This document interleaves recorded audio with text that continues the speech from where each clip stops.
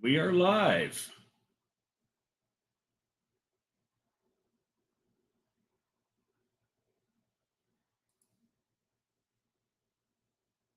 YouTube a minute to catch up here. Let people come in.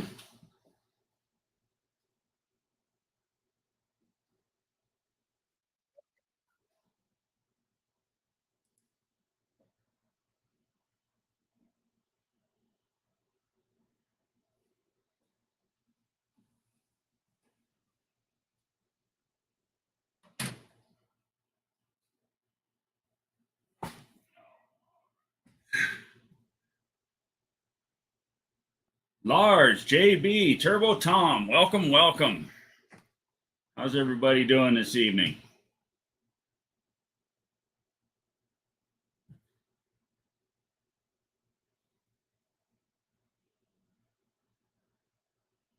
See, JB came up on a transmission or two, some tires. That's pretty awesome.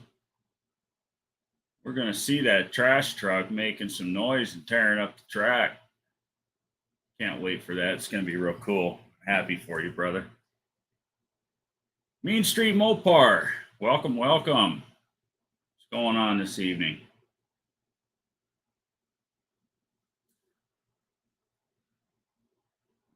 Rich GT350, welcome, welcome. How you doing tonight, brother?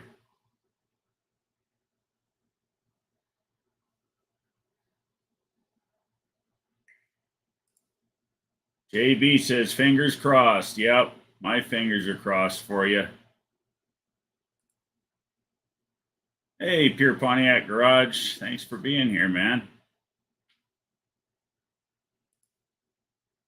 We got the Mohawk in the house. Welcome. Appreciate you being here. Everybody greeting everybody.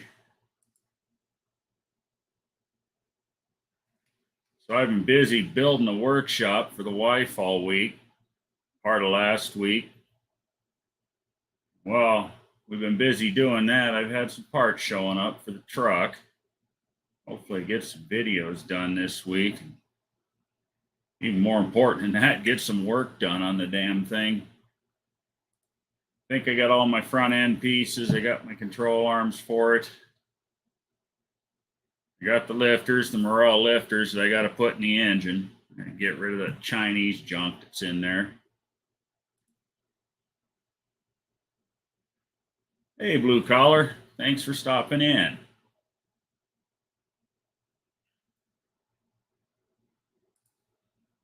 Dust Devil Garage, give me a little bit and I'll jump in. We'll be here, brother.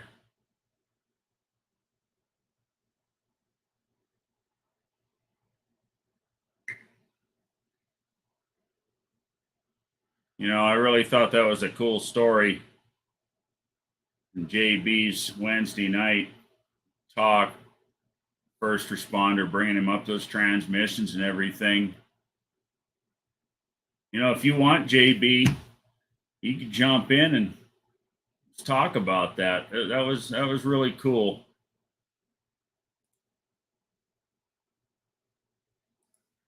Hey, we got Rusted Junk in the house. Thanks for being here. And NSB. Filling up fast. We'll be here, Mohawk. I promise.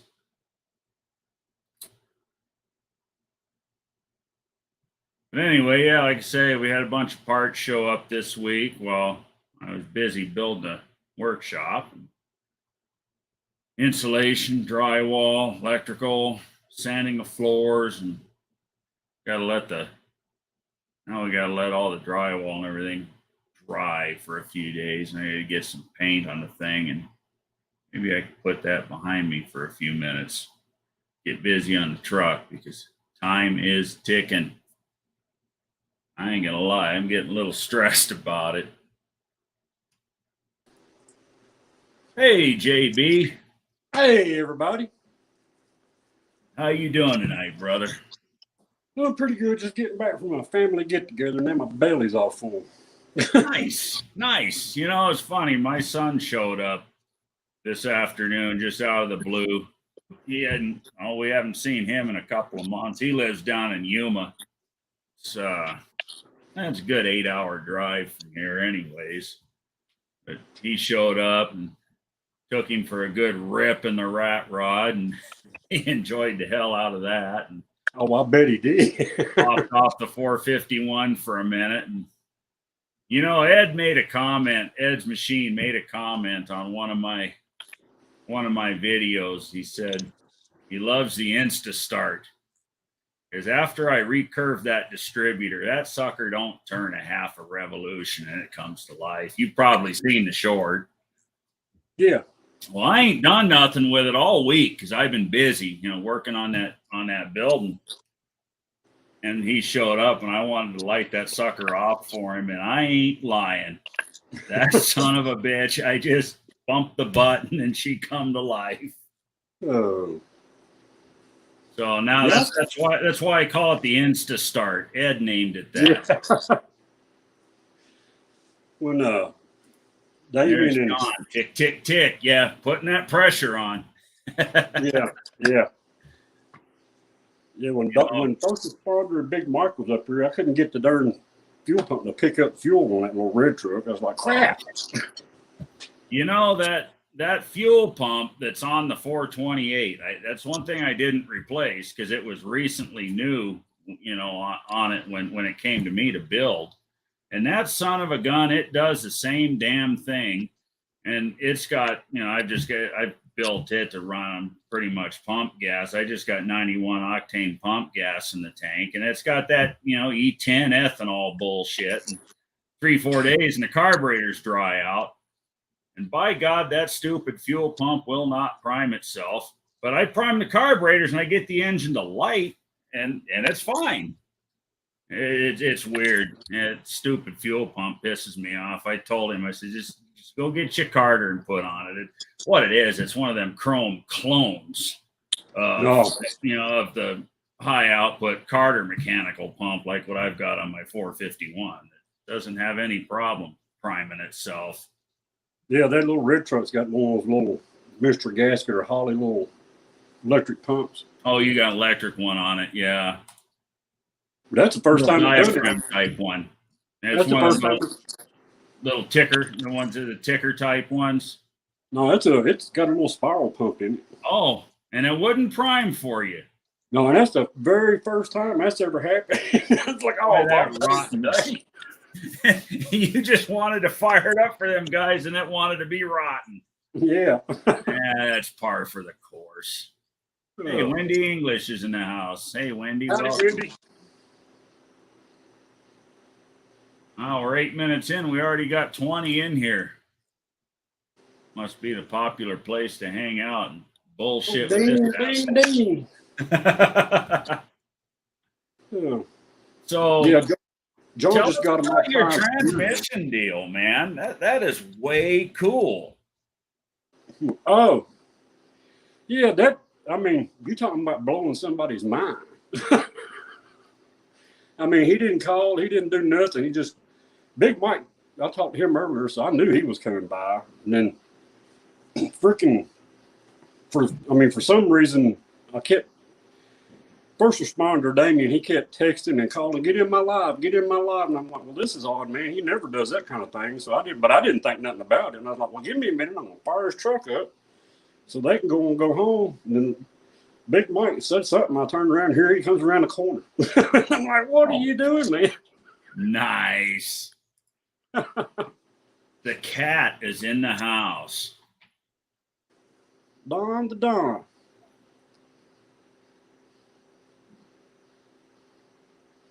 Yeah, and that transmission, that was just one of your viewers had it laying around and hit you up and said, hey, I got this transmission if you want it. Yeah, and then he said, awesome. Then he goes, what size tires are on that truck? And I said, 15. So he goes, I got a set of them too. I don't need if you want them. I was like, oh, yeah. Well, hey, it all helps. Boy, I tell you, it's tough right now. And that's, I was going to put that 4-speed, that manual in my truck, and it just ain't going to happen. So I can't do it and be safe. I cannot afford the blow proof bell and Yeah. the billet flywheel and everything that goes along with it. And I value my feet and legs more than that. So, I've got a good 727, and I'm gonna get the parts from John Cope, and I'm gonna put a manual valve body in it and make it a lockup so I can street drive it. Yeah, I don't know how good that. There's a '90s one out there. He said he knew was running when he took it out, but I don't know how it's going to hold up behind that little engine's in that truck. But we're going to give it a shot. It's a '90 model trans though. Yeah. Well, that's the good one then. So that's the best one to have. Yeah, I just got to change a few things on it because it's got electronic sensor for the speedometer and stuff like that, but that ain't no big deal. Yeah. That trash truck, it's old enough. It's still got a mechanical speedo in it, huh? Yeah. Yeah, you pull the tail housing off of it and fight and argue with that damn reluctor and change it out for a gear. Yeah. I'll just take the transmission I took out of that old truck. Yeah, no, they'll interchange. That metal reluctor is kind of a bitch to get off, though. It can be. I got a torch. Yeah, and that's what I was gonna say. Heat it up a little bit, and it'll come off of there. And then there's just a little clip that holds the plastic gear on. Well, you probably know. You've been in them damn things enough recently. Yeah, I was hoping to get it in this next weekend. Sweet, that'd be cool. First responders in the house. His ears must have been ringing. Mr. Damien, the lifesaver. In more ways than one, right? Exactly. I had bulbs for breakfast, 40-watt tungstens. I'm feeling smarter than ever. Dean. When Dust Devil gets in here, I'm going to jump out. I got some stuff I need to finish up because I've been gone all evening. Yeah, right on. Yeah, I wanted to chat with you about your transmission deal and tell you I thought that was really cool. Yes. Again, thanks, first responder. Even cooler of Damien to just show up with it for you. I knew he was going to go get it for you. I didn't know he was going to bring it to you. Yeah, I was bigger on putting it in there at the No Name National. Well, yeah, I saw your video on that, and I thought, well, that's cool. I was thinking, hell, I'd even help you, Oh. There was a bunch more people down there doing that crap last year. I figured it wouldn't hurt for me to do it. Right? Well, that's what this is all about. Let's see. Damien says, I was just talking to my neighbor about building me a drive shaft with 1350 joints. Yeah. That's what I got to do too. Is I've got a drive shaft, but it ain't got 1350s in it. That's what's going to happen because stupid dinky ones will just break. If Damien would have told me while he was standing up here he just needed a valve body and a sprag, I could have said, well, let's walk over to this little red truck that's sitting in the back. Yeah. I remember last year, Travis, Perpetual Projects, breaking that damn drive shaft in his twice. Yeah. I don't want to do that. No, I gotta beef up mine. That engine of mine, that sumbitch ain't no joke. It'll break everything in its way. Boy, I'll tell you that. Speaking of engine sounding good, that damn engine of Damien sure does sound good. Oh yeah, he's been holding out on us, man. Yeah, he has. We thought he was building this mild little pink engine, mild my ass. That thing sounded downright mean. Yeah, that's going to be one to watch out for right there. Yeah. Well, see, that transmission that he built, I need that transmission. Cut the bell housing off of it and put an ultra bell on it. And that's the perfect transmission to go behind my big block. No. Except I think his is a 4-wheel drive, isn't it? Ain't yours a 4-wheel drive, Damien? I think it's 2-wheel drive. Well, then it's the perfect trans. Well, heck, just tell him to build you one. He'll bring it to you. Well, I could build the damn thing. I just can't afford to buy the parts right now. That's what I was saying. But of course, if he wanted to build it for me, why? Exactly. He's made it pretty clear he knows what he's doing. I'd trust him to build me one. That's right, Damien. If you really want to, man, I'm not going to stop you. Exactly. 2-wheel drive, yep. Yeah, the only thing that sucks is those things do not come native for a big block, so you cut the bell housing off of and put one of them $600 JW Ultra bells on it.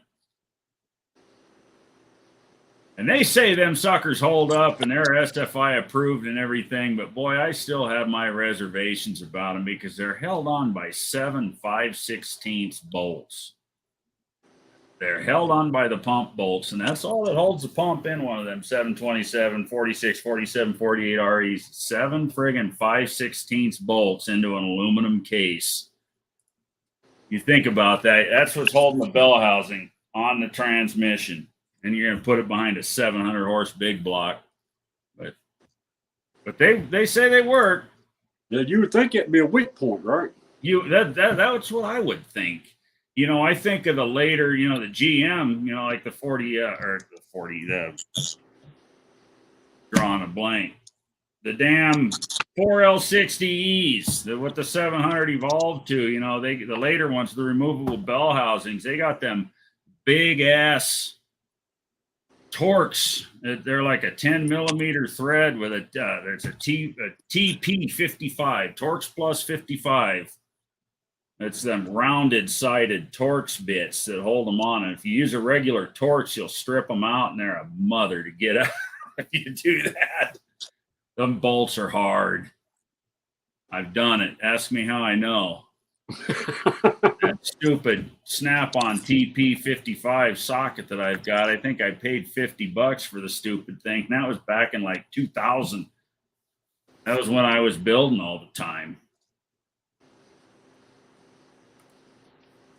Yep. First responder, 47 RE or 48 for big block. Yep. Yeah, like I said, his is a perfect trans. But I've got a 46 RE, and that's probably going to be the end game, either that or a TKX, because I really want a manual in that thing. But I just ain't got the time. Some bitch needs. I'm kind of like you in a trash truck right now. Some bitch needs to get together and get to know me. I'm probably going to drive it from here to No Name, so it's going to be my own power tour. Oh. So, but yeah, I got a pile of parts in this week, so that's good.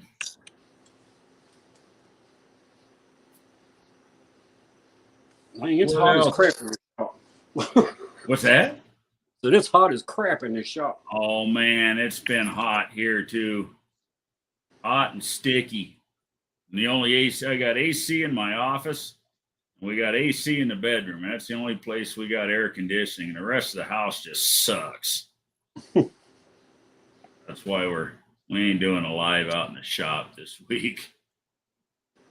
Think of it this way, 700 foot-pounds of torque, 2-foot breaker bar, and all you have to do is stand on the breaker bar. That's all the bell has to hold.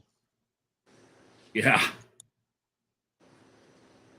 Depends on who's standing on the breaker bar. If you're talking about my fat ass, that's a lot of torque. Yeah, horsepower is just RPM. No, you're right. No, I have no doubt in my mind. Those things have been around for a long time. I know they're engineered to work and they're fine. It's always that, really? Them silly little bolts are going to hold this son of a gun?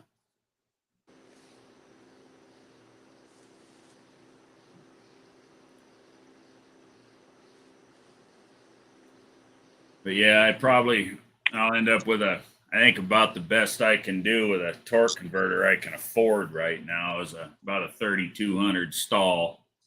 So I'm going to have to go with an 11 inch. I really like to have a 9 inch, but it'll still be fun. It's got power to make up for it. Hopefully. Yeah, if I can get this to work right next year, I need to get a stall converter for that one, and I need to port the heads. Yeah. Oh, on the trash truck. Yeah. Yeah. But I'm just gonna run her like she is if I can get it down there this year. Truthfully, you can clean the heads up a little bit, but big ports and opening them up and shit, when you're dealing with forced induction, is not as important. Yeah, but there's power to be gained from it. Don't get me wrong, but it's not nearly as important with forced induction as it is with naturally aspirated stuff. Yeah, all I was wanting to do is in 2.8's got a ramp in the intake. Yeah, yeah, I know what you're talking about. Yeah, you smooth it out. Yep. Just give it just a little more body. I actually used to work on a bunch of them things back in the day, in their prime. I told Damien, I said, next year I might put a little shot of nitrous under it there in the carburetor too. Blown and nitrous. You're just going to go for broke, man.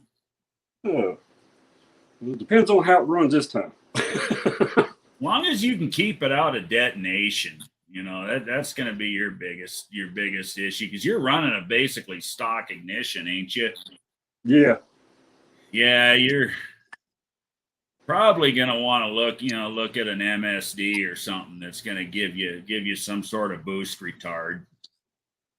And if you run a reasonably conservative timing curve on it, you'll probably be all right, but you'll be leaving power on the table.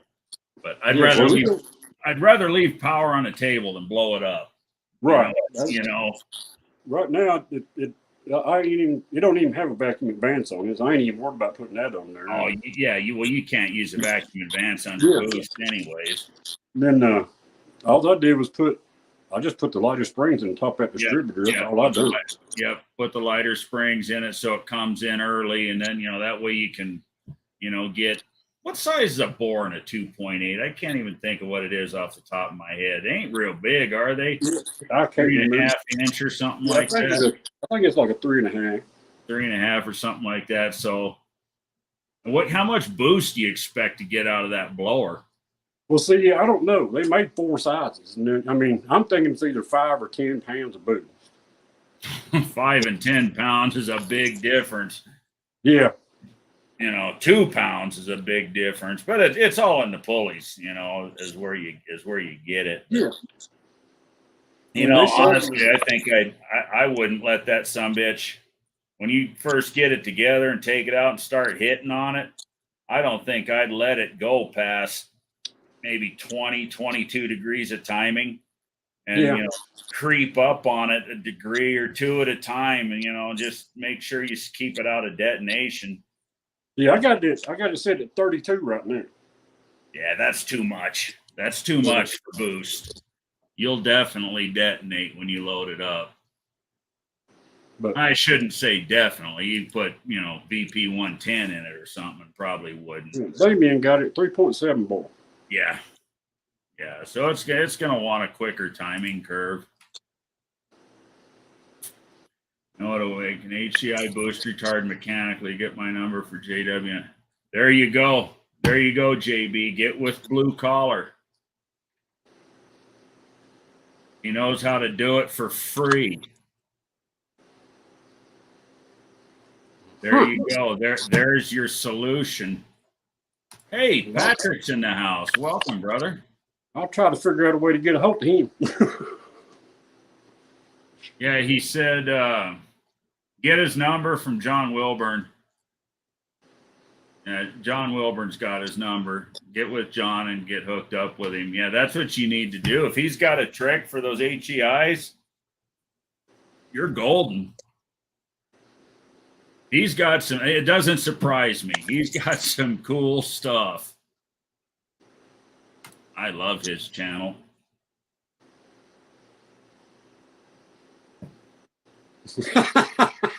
Okay, Doug. Don't use the pistons out of an old Honda dirt bike. Oh, that's a I'm going good to one. tell you, this is just my opinion, but Patrick is somebody we're going to have to watch out for this year. He's going to be fast. He had a bunch of shit in the works for that Duster. I don't know. Old Redbeard, man, he ain't been known doing many videos. The last few I've seen is just a bunch of parts coming in for his car. That's Redbeard, though. He never has done a whole bunch of videos, but when he does, that car is. I think he's him. If it's not him, it's going to be something out of Nivlac 57. Calvin and Andrew Nelson is going to be the fastest on the track this year. That's just my opinion. If it ain't Redbird, it'll be the Nelsons. Yeah. Well, as long as I get out of the 14 range, I'm all right. But it might be Patrick. Of course, I'm biased. I just like his car.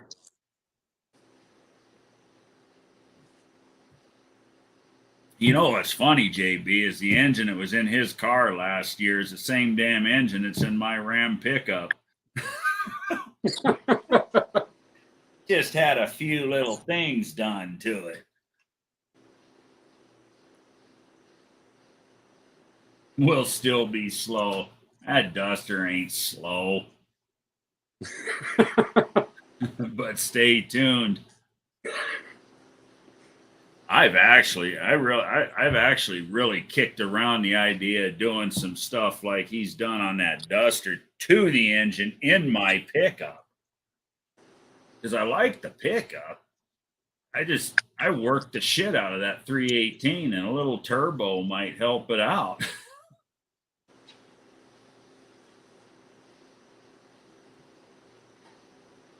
Half the reason I'm probably going to just drive the truck to No Name, because that's asking a lot of that poor little 318 to drag that son of a bitch across the country.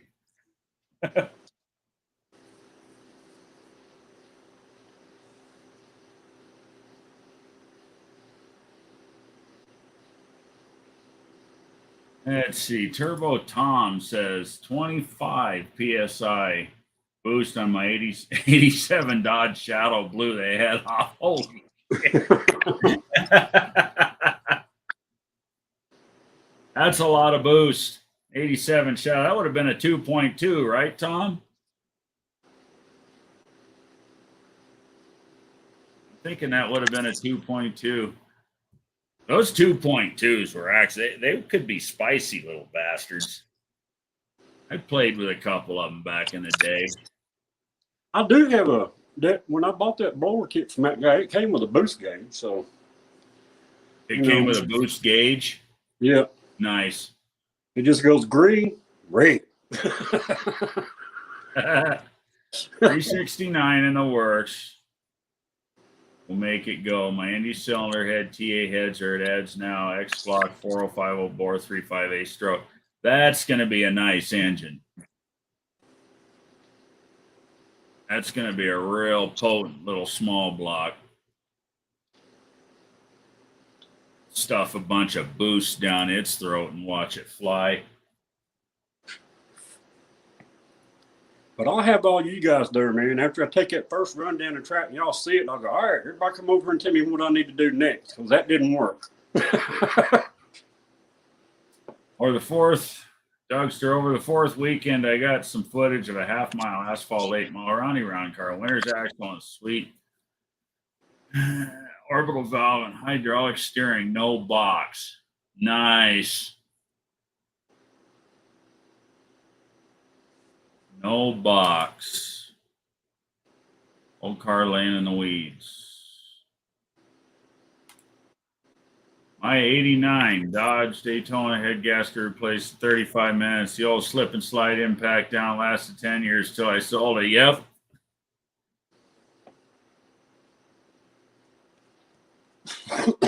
Yeah, I remember working on them things. 500 plus NA, and then put 20 PSI on it. Yeah, and hang on to your shorts.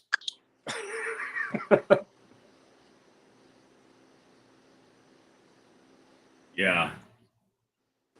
I'd be willing to bet that'll easily go over 1,000.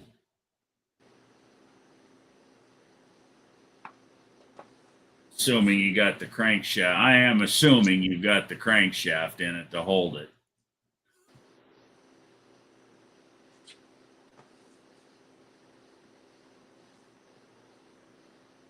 Yeah, that's going to be cool. You think you'll have that for what, 2024, Patrick?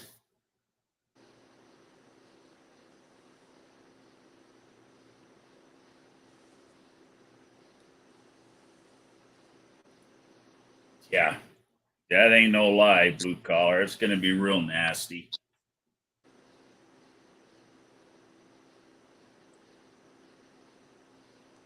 My 451 might sound rowdy, but it won't catch it. It'll catch something, but it won't catch that.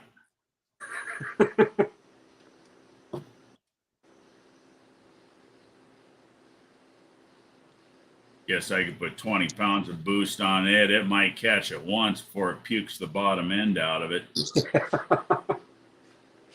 Well, it's a stock 440 block. You know, the internals are good for the power, but them blocks are usually only good, usually about 800 horse, and they start coming apart down below. I've seen more than one of them just bust the webbing right out of the block once you get over that 800 or so horsepower mark. In a perfect world, mathematically, mine should make somewhere in the neighborhood of 750-ish. So it's kind of at the top of its game. You know, I'll have to get any more out of it. I'll have to move on to an aftermarket block. I'm way at the bottom. Damien done some math while he's up there, and he said that thing ought to put about 230, 250 horsepower out, and I'm hoping about 280. But that's still, you know, the same thing as doing a V8 swap in one. Right. Well, 280 horse out of a 2.8 V6, that's impressive. You know, I'm talking 700 plus horsepower, but I'm talking about a 451 cubic inch V8, you know. Oh, yeah. Yeah. You ain't going to break that stuff anytime soon. Small fish. I'm trying to read some of these comments, but my eyes don't read small anymore. Patrick said his engine's got Molnar crank, Chevy rods, power adder rods, and a smallish cam.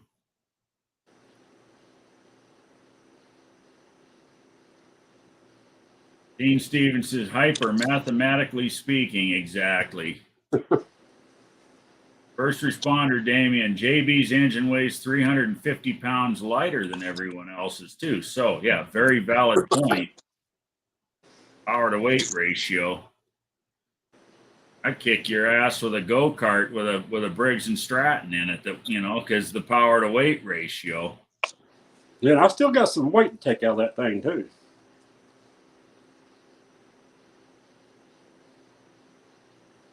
Yeah, there's always room to take crap off that you don't need. You know, and I'm doing shit with mine that's going to slow it down too. Like, you know, because I plan on mine's going to be a driver. You know, I want it to compete on the racetrack, but I want to be able to enjoy it too. It's going to be a driver. And so, you know, there's a lot of naysayers, and I'm going to catch a lot of shit about this, but I'm putting factory AC in the damn thing. Well, heck yeah. It's a bunch of undue weight, but I live somewhere where it's 110 fucking degrees. I don't want AC. It's nice to go fast, but it's nicer to be cool while you do it. Right. What's going on, Brian? Oh, What's up, JB? Hey, man, how's it going? It's hot. But I figure the weight that I took out of my engine, I'll put back with an AC compressor and a evaporator core. Did you see? Did you all see Jason's short about it being hot? Yeah. Yeah, I answered him with one today. You need a giant 55-inch TV screen on a desktop computer. That's exactly what I have. 4K. Dean, I've had that thing up so far. Well, not. I think it was Dean. Whoever was asking. So far, I've had it up just sitting still, ripping her up about 6,500 RPM. So if I can keep her around 6,000, that'd be right about where I want to be. Because it starts, it makes all the boosts and everything at 5,500 RPM. Yeah, that thing is going to be really cool. A couple weeks ago, I was helping some friends of mine out on a job, and the guy that lived in the apartment complex that I was working on had a little, I think he said it was a 92. It was a little square body S10, and it had a nice set of Krager wheels on it. And I told him, "Hey, nice truck, you know." And I asked him what it, you know, and he said thanks and whatever, and told me a little bit about it. I said, "What do you got in it?" He said it was a 2.8. I said, "I'll tell you what." I said, "I got a buddy in Tennessee. He's got one of them with a fucking blower on it." "No way," he says.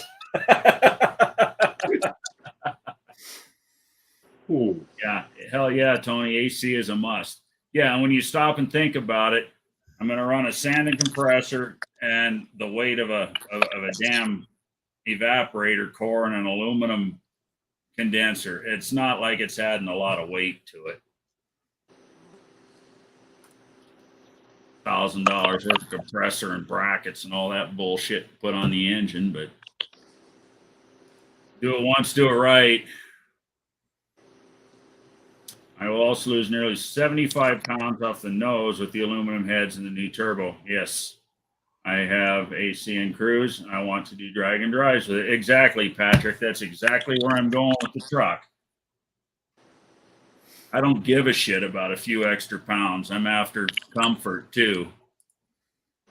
And you know, it ain't gonna be all there. The thing's gonna be uglier than hell, and it's gonna be more of a rat rod than anything, but it's gonna be there, damn it. They gotta be pretty to go fast. Exactly. Well, Brian, it's like I was saying earlier, that for now the 4-speed's out the window. I'm gonna build a lockup 727 and put in it. I just got to talk you into building a Dana for it. What's that? Now I just got to talk you into building that Dana for it. It's all about time. Hey, I may have a line on an 8 3/4 though, but the damn guy it's on Marketplace. It's down in the valley, hour and a half or so from me. He started out about 4 months ago asking $1,000 for it, and I watched it go down to 800. And the other day it popped up again at 650. And I'm going to offer the guy. I'll tell you what. I'll give you $400 for the fucking thing. Take it off your hands. Hey guys, I'm going to jump out of here. I've still got work to do. I'm just coming in here to field till Dust Devil got in there. Right on, JB. It's good chatting with you, brother. Yeah, I'll be back on this stuff whenever I can get some time. Yeah, I hear you. Y'all have a good night. You too. Don't stay up too late. Oh, I'm sure we will. Brian's here. I'm gonna try not to. I'll be listening in the background. But y'all have a good night, man. You too, man. See ya. Oh, we didn't go to the track today. It's supposed to be tomorrow and Sunday. There's supposed to be a big Mopar event out here, but I'm looking at the weather for tomorrow, and it ain't looking good. Well, I don't know. It's looking better now. Damien, you're right.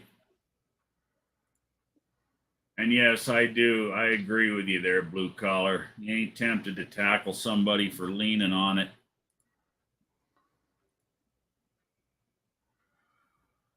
Duster probably is the nicest car I have. That Duster is nice. But anyways, Brian, what I was saying is he's got it. He's got a picture of it with a tape measure dragged across it, and it's 60 inches from drum to drum, from axle flange to axle flange. That's a B body, if I'm not mistaken. Yeah, what are the trucks? 68. But the springs only set 46.5 inches apart, center to center. So I don't care. You know what I've got by putting that rear end under it? I got to move the damn spring perches anyway because I'm flipping the axle. You know what I've got? I've got a narrowed fucking rear end that I don't have to spend money on narrowing. Yeah. If I, you know what I'm saying? Because as long as I have to measure the wheel wells under the bed because I don't want to cut. I don't mind cutting them out, but I don't want to do it now. I just don't have the time for that shit. I got to get the truck together. As long as I got, it's this, enough room to get a tire under there, but that gives me all the outward room I need. And I've got some 15 by 8s that are a pretty deep offset that could work. But I messaged him. I wanted some more dimensions from him. Last night, he said when he got home, he'd send me a message, and he never did. So I don't think he's very motivated to sell the damn thing, but that's okay. That makes maybe I can get it for even less. Yeah. Then I won't have to listen to you cry about me putting a Ford 9-inch in it.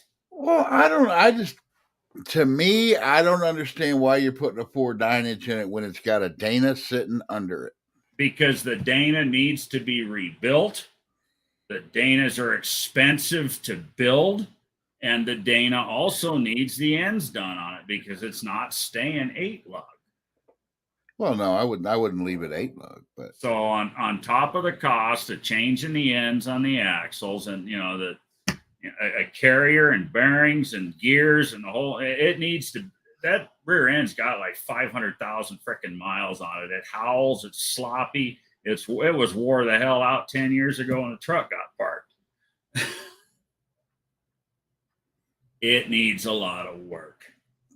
But you got to do all that to the Ford 9-inch anyway. No, I don't.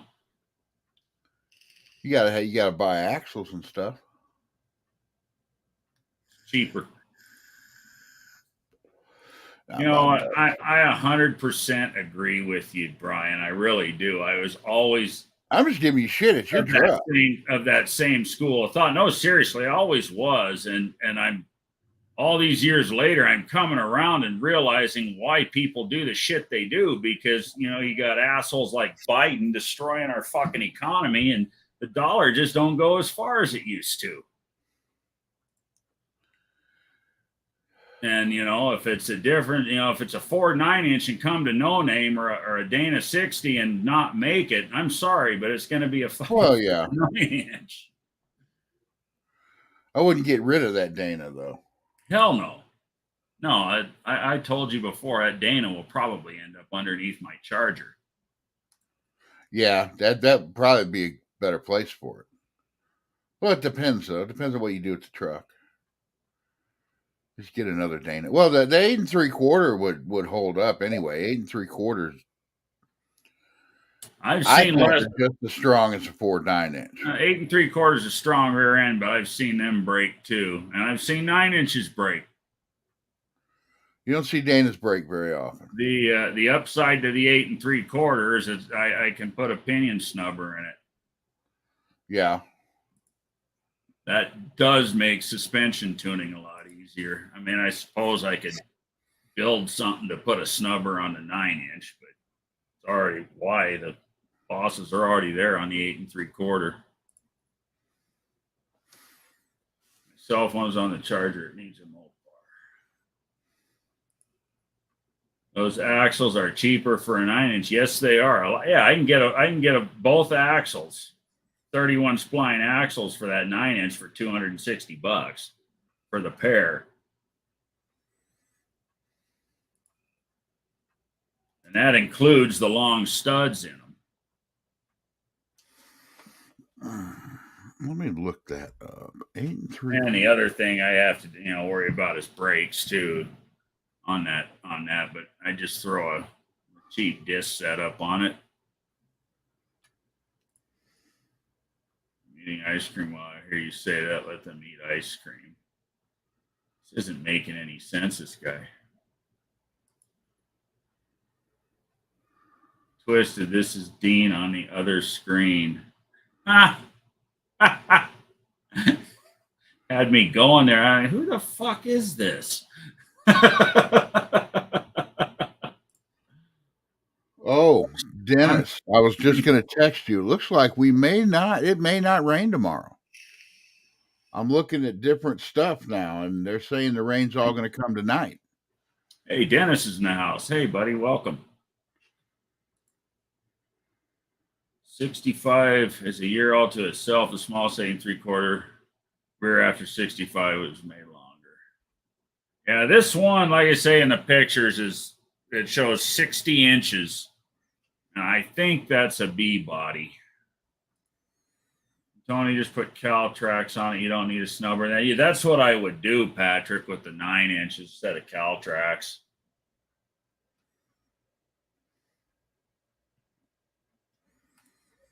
Let's see, any tinfoil axle with the dropout is going to be weaker than a press fit welded cast steel axle.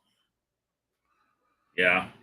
Okay, so the 60-inch here, it's saying 68 to 70 B bodies. Yeah, first gen or second gen B body, or first gen B body. Well, no, you've got the 64 to 67 B body. Yeah, second gen B body. Yeah. I said it right the first time. Which is what's in my my Duster right now is a first gen B body rear end. First gen. Because and how wide is it from the A bodies? And how wide is it? It is. Okay. Well, no, they're showing a bunch of different ones here. They're saying 62 to 63 is 58 and a half. And 64 to 67 is 59 and a half. I don't know if I believe that because I've got one out of a 67 in my Duster. And I'm pretty sure it's at 58 and a half. Because the difference, the A body is 57 and an eighth. So there's not much difference. Yeah. And on a Duster, if you put that 58 and a half in there and put normal tires on it, it makes it look a lot better. Right. Well, like I said, see, the one under the truck now is 68 flange to flange. So this particular rear end will be 8 inches shorter, flange to flange. 4 inches on a side. 4 inches on a side, which would actually be really good for getting some big fat tires under the damn thing. As long as everything works out with back spacing, I'm not hitting fender wells. I mean, I know I've got the leaf spring spacing because the leaf springs, like I said, they sit, the hell did I say? 46 and a half center to center is where the leaf spring sits. So I'm golden there. I just don't want to have to deal with cutting fucking wheel wells out of it right now. I ain't got time for that shit. Guess I could pop rivet some mini tubs in it real quick. You could. I mean, look like shit, but it'd work. You could buy the wheel tubs and, like you said, I mean, if you really wanted to put a big tire underneath it, you know what I would do is take the it's a pain in the ass, believe me. I'm not, but it's what I may end up doing on my truck is take the later on my truck. Actually inboard the springs. So you take the mounts off of one side and move it to the inside on the other side. Yeah, exactly. And then you've got all kinds of room under there. Well, I'm not trying to get a huge tire under it, but what I'm trying to do is see the silver lining to, trying to make this rear end work, and getting more tires always better, especially in a truck. Trucks are one of the worst damn things to try to get to hook up. There ain't any weight. And the more rubber you can put on the ground, the better. I mean, like I said, this truck is meant to be a driver, no, I don't want, fucking Well, now 40 you're inch going white from tires. 3/4 ton to half ton anyway, right? Right. Are you putting? Do you have all half ton stuff like springs and stuff to put under it? Yes. Well, I'm not change. I Okay. won't change the leaf. I took all the helpers and shit out of the 3/4 ton. Oh, okay. Yeah. So all it is. It's a 5 spring. I think it's either 4 or 5 leaves in the pack is all. Well, now does the 3/4 ton have the pocket on the pocket on the front lower A arm like the vans do? No, Okay, I thought the 3/4 tons did. Maybe the 1 the tons 1 did. tons do. Now, see, Okay. I bought the control arms, the ones that the Rakudo ones that Holly puts out that will lower it, and they Mhm. do have the pockets. And what you know what they are? I can tell you exactly what they are. They're stock damn 3/4 ton, or I mean 1 ton arms is Yeah, what and they the are. vans got them too. The The vans all vans, have the and pocket. that was going to be Plan B, but I actually got my hands on these things. Plan B was going to be the vans. The vans are kind of a pain in the ass because you got to locate and drill the holes in them for the strut rod, Yeah. and you have to drill the frame because the pivot bolt for the bushing on the Uh-huh. lower control arm where it attaches to the frame is bigger in the Okay. vans. I've done them before with van arms in this truck, but I was actually able to get them. Those arms were on back order for a long time, and I was actually able to get them. Well, I Before this think there's comment, actually a couple. before I this think there's comment actually a gets too couple old, companies Patrick making them says now. he has a 8 3/4 out of a 65 Dodge truck. Is that a standard 5 on 4.5 bolt pattern, Patrick? Probably And would have how been. wide is it? And how much do you want for it? From what this is saying, 65 to 71 D100 pickups were 64 inches wide. Shit, that'd be perfect.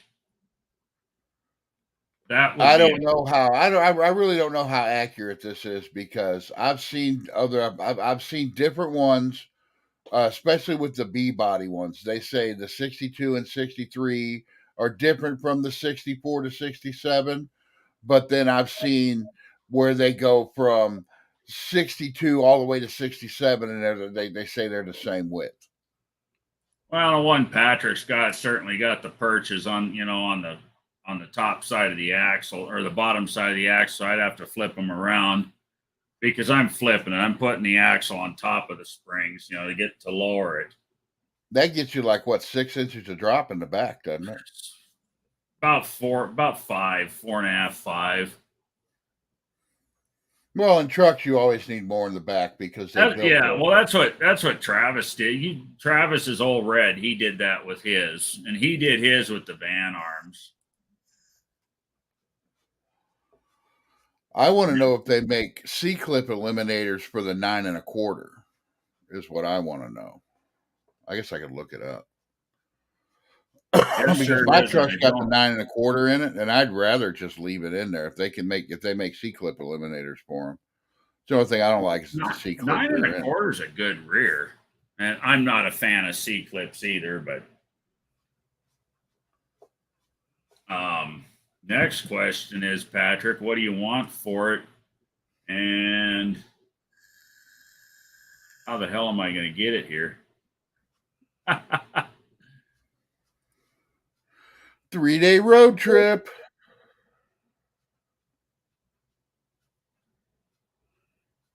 Trivia: 57 to 64 dropout, 8 1/4 look identical to the 8 3/4 dropout. The 741 actually had 8 1/4 gear set from 63 to 64. I did not know that.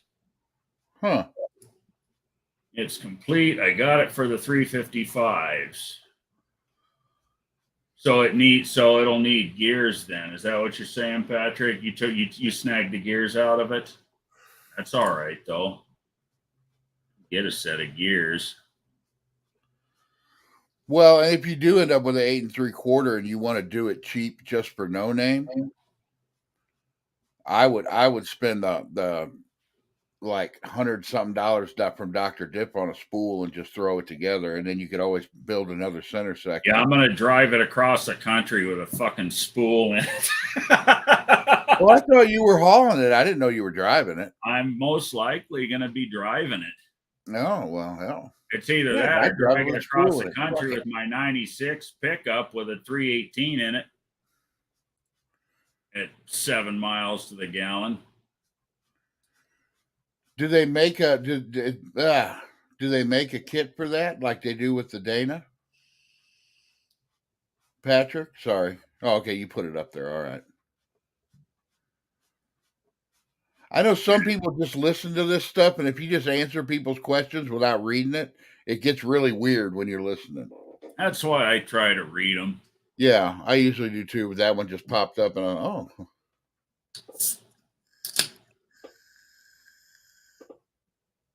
I'm going to. It'll need a center. Okay. So you're gonna keep the whole center section out of it. I got you. So you got the housing.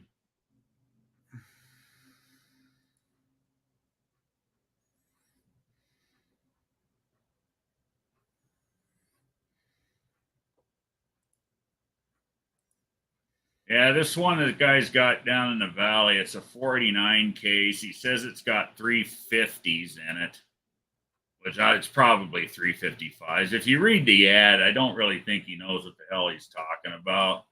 And he thinks it's a posi, which is a sure grip, not a posi. Let me try to find that damn listing. well, it's kind of easy to tell. Yeah. If it's all together, it's pretty easy to tell because don't you spin one side and both sides spin the same direction? Yeah, well, yeah. I don't ever use Facebook on the computer. Let's see, saved.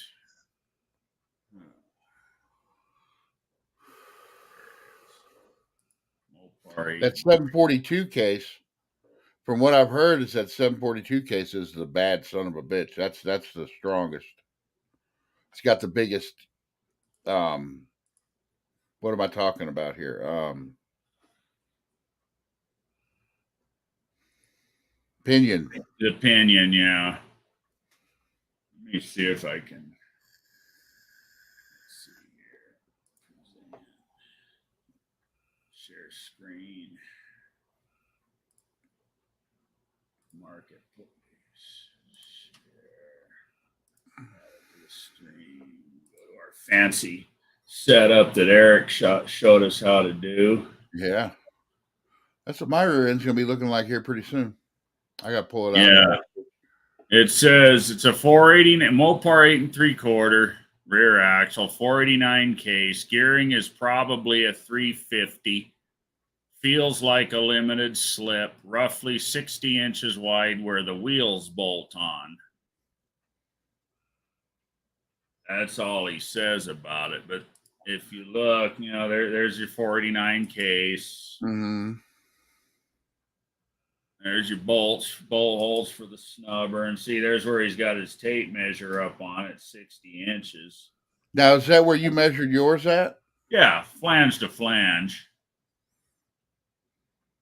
And on the truck, on my truck, it's 68. Yeah. John Wilburn says 49 is strongest if you get rid of the crush sleeve. 742 is strong too. 741 isn't weak at all. I would never build anything with a crush sleeve if I could avoid it. I hate those damn things. Well, they sell the eliminators. You just got to shim it instead of shim it. And it's common sense. You shim it and use a torque wrench and preload the thing, and you're good to go. Hey, Dennis is ringing the doorbell. I'm ringing the bell. Hey Dennis. Hey, what's happening, Tony? Oh, we're just talking about my pile of junk.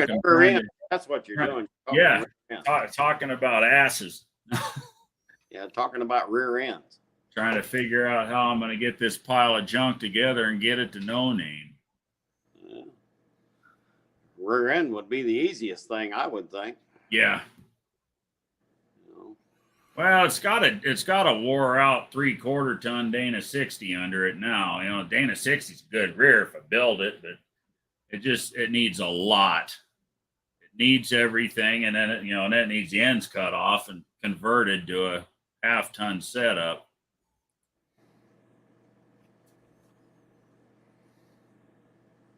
Depends on what you Yeah, mean by worn out. what's that? Depends on what you're talking about being it wore out. Everything. I've had this truck since I was a sophomore in high school. It's been a part of my life since I was a kid, literally. I bought it when I was a sophomore in high school. It's got well over 500,000 miles on the chassis. The rear end howls, it bangs, it clangs. You can take the cover off and move the whole damn thing side to side. The gears are worn out. It needs rebuilt and it needs everything. The only thing salvageable is the housing at this point. Yeah. I mean, it still drives, but I certainly don't want to stick 700 horsepower to it and ask it to hold together. Well, the good thing about 410s is you can buy everything new, Yeah. Not bad priced either. So, I mean, if I had my wares and you already got a Dana sitting in there, it wouldn't take me long to figure it out that I'd fix the Dana. Right. But,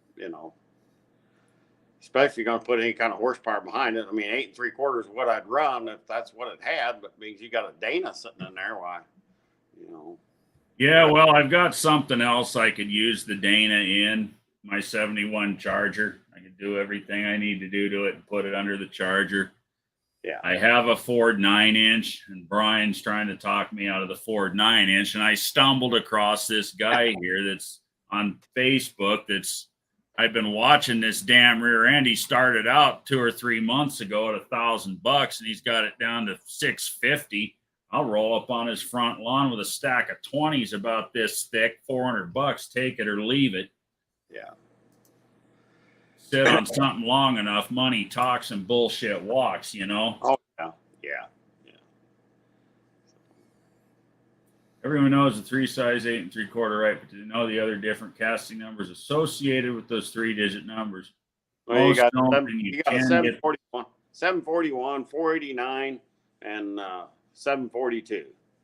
Yeah. Well, this one I'm looking at is a 489. 489. That's a crushed sleeve. Yeah, which I'll get rid of. You can buy a kit to get rid of that. Yeah, I will not run crush sleeves. I'm no stranger to building rear ends. I just running out of time, and I am out of money. Well, ain't we all? That's the problem. Yeah. We all get there, and I've been spending money the last 2 weeks like they ain't gonna make no more of it. Yeah, you and me both. Unbelievable.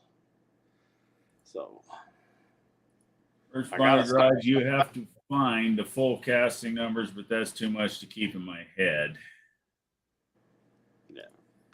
Yeah. That's the 3 biggest numbers: 741, 489, and 742. 742 is the premium one, because you don't have to worry about, crush sleeve and all that. Right.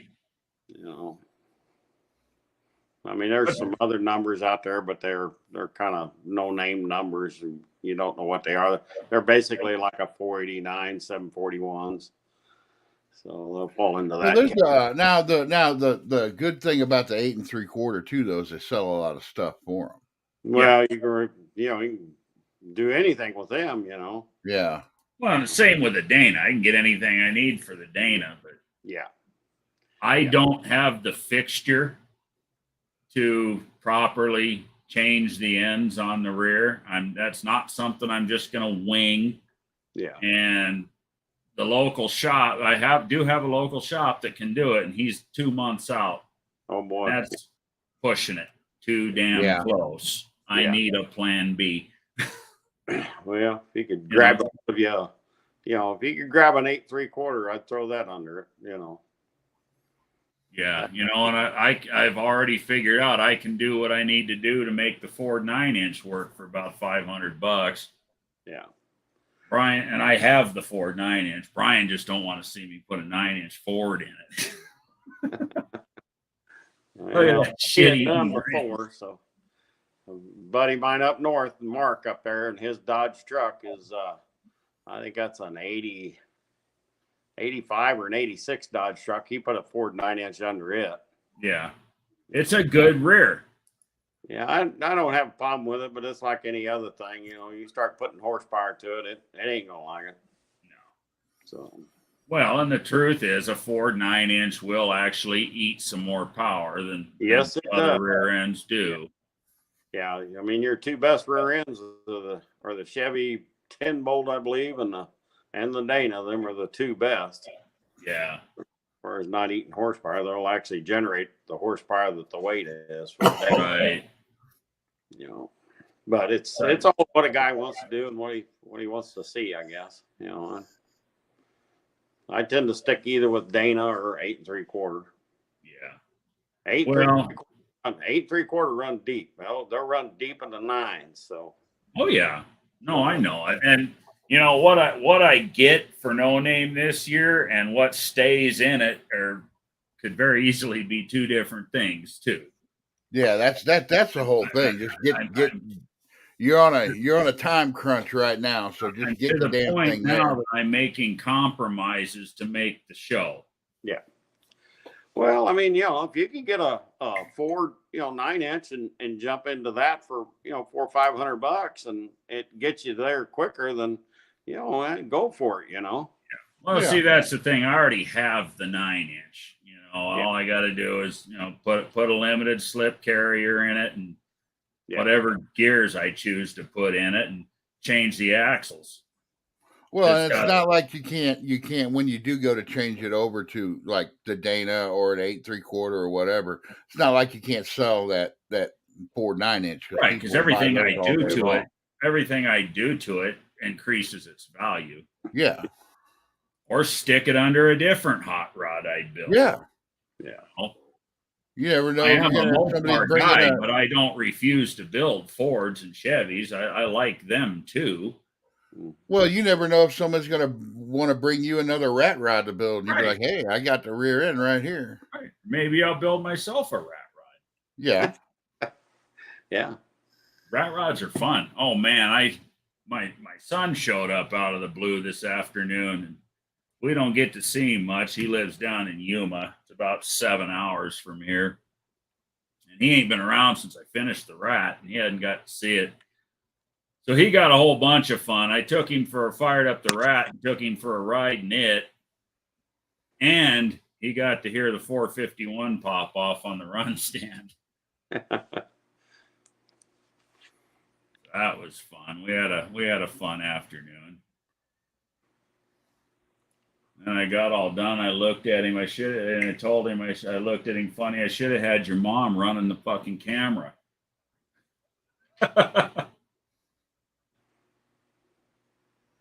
Just find a 963 Chrysler Dropout. Yeah, good luck with that. Splurge tonight on good sushi for dinner. 657, 488, 985, 742, 741, and 489. Yeah, some of them other ones you just don't see much of. No. Or 9 inches tough as nails. You got it. It won't cost you. The truck won't know or care. Your wallet will like it most. That's kind of where I'm at right now. Mopar Performance used to offer an aluminum third. I remember those aluminum third members.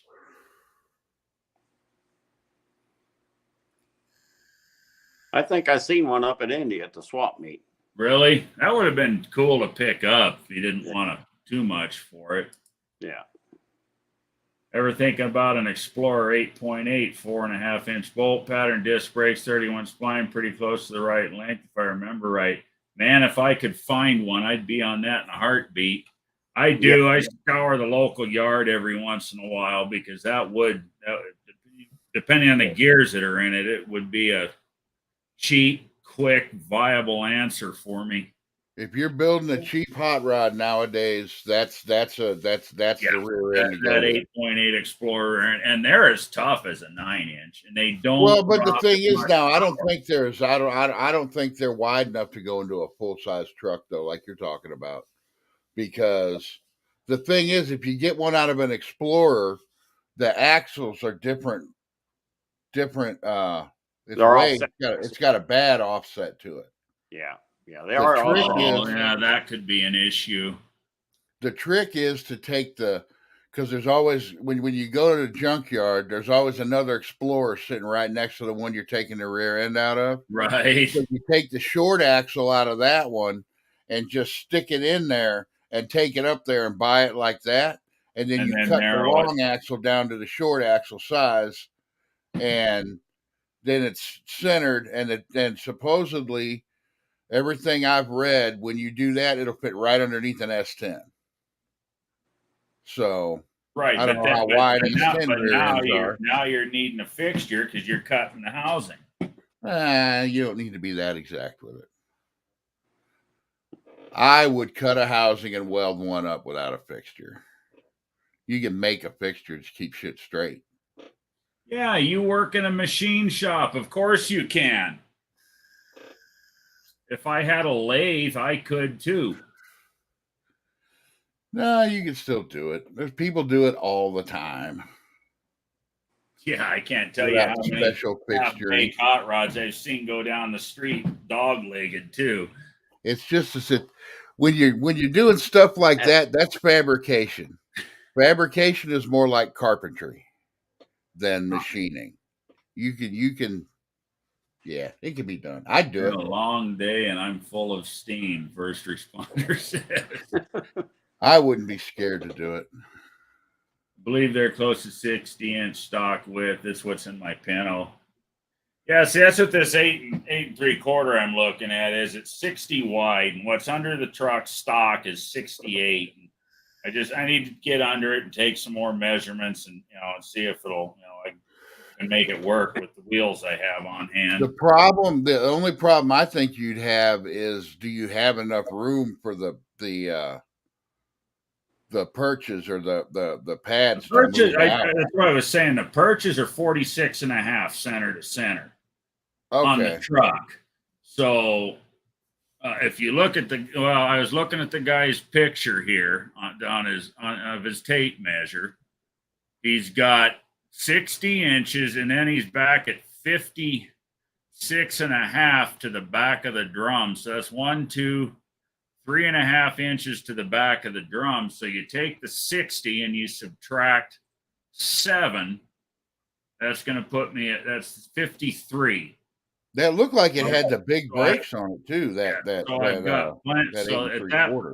rate, I've got plenty of room to center it on a 46.5-inch center.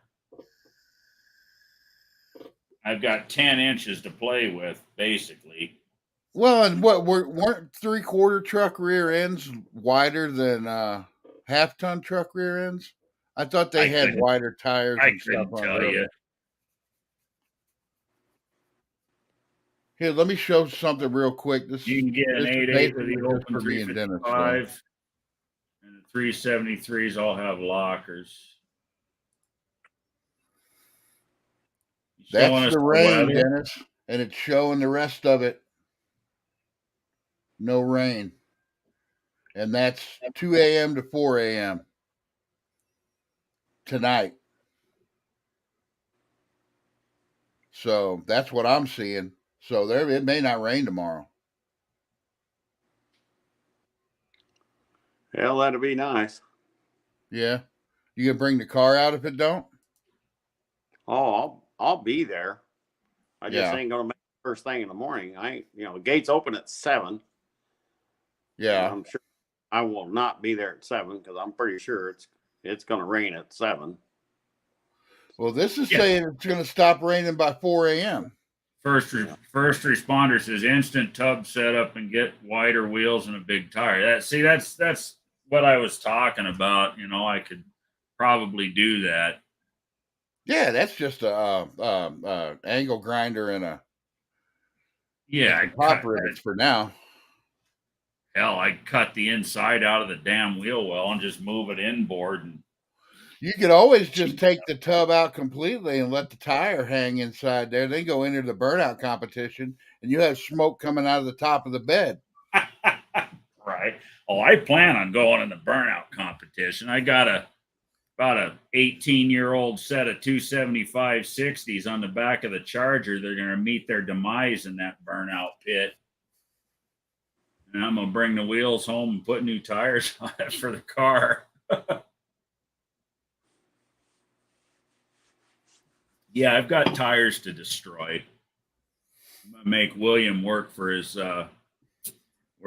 trophy back. He's working on that car. I think it'd be neat if he did win it 2 years in a row, but you know. There'll be a lot of guys gunning for that. Yeah. I'm in it for the fun. If I win something, I do. If I don't, I don't. That's the whole thing. It really don't matter. Brian won something 3 weeks ago, and he still hasn't told me where to send the son of a bitch. I need to. I'm gonna. I gotta send you that address. I hit 640 subs today. I'd hate to be doing the 700 giveaway before Brian gets his prize for the 600 giveaway. I just bring the son of a bitch to no name. What are you up to, Dennis? Have you picked up any lately? I haven't looked. No, I'm 247. Well, we need to get your car out again. Oh, yeah. Yeah. Put out another good video. I suck at videos. I don't know what that is. I don't know. I just suck at it. Every time I do something out there, you know, it's like, dang, I wish I would have videotaped that, you know. But I just suck. I suck. Part of it is the phone. You got an old phone. Yeah, and I struggle holding it and trying to do stuff, you know, and I'm trying to figure out something to mount it with. And Yeah, I hate trying to hold the damn phone or the camera. I put the shit on a tripod. Well, I've been busy all week. I had to put tires on the truck, and then the golf cart I've been working on. It's like, well, I tried to borrow a golf cart. You ever try to borrow somebody's golf cart? It's about like trying to borrow somebody's car trailer. Yeah. You know, and then when you get a car trailer, everybody wants to borrow it, you know. Yeah. And I'm usually pretty good. I'm pretty good about loading up my car trailer. I'm not that way. I mean, I know how things can get, but man, I tell you, I tried to borrow a golf cart because I don't want to walk around that much anymore. I just, the old age in me coming out. But I hear that. Couldn't get that. So I finally got the golf cart up and going. I think it's going to be fine now. So, but then I had to figure out a way to load it on the front of the trailer because I have to load it on there sideways, you know. Well, right. Called around, and I know a couple guys that got, you know, them ramps, and I thought, well, I'll borrow them. Well, they ain't hip on even borrowing the ramps. So I went down to Farm and Home, and I said, I'll fix this. Watch this. I went in there and bought a brand new set of ramps. I said, well, I'm just spending money like they're going to stop making it tomorrow. Right.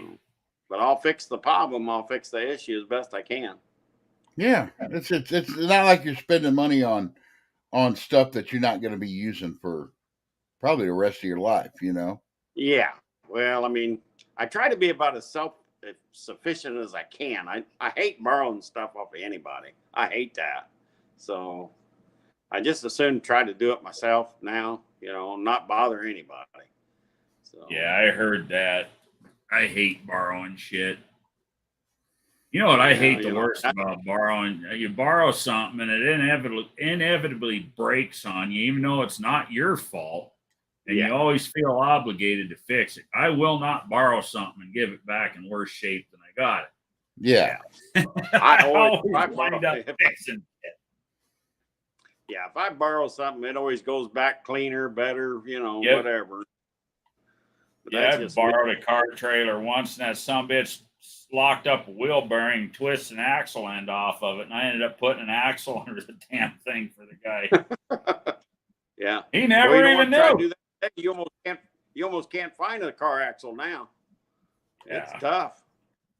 My brother Well, tried this to was find back one in like 02 or something like that. I just went down to the trailer yard and bought a brand new one. I think it cost me $500 or something, but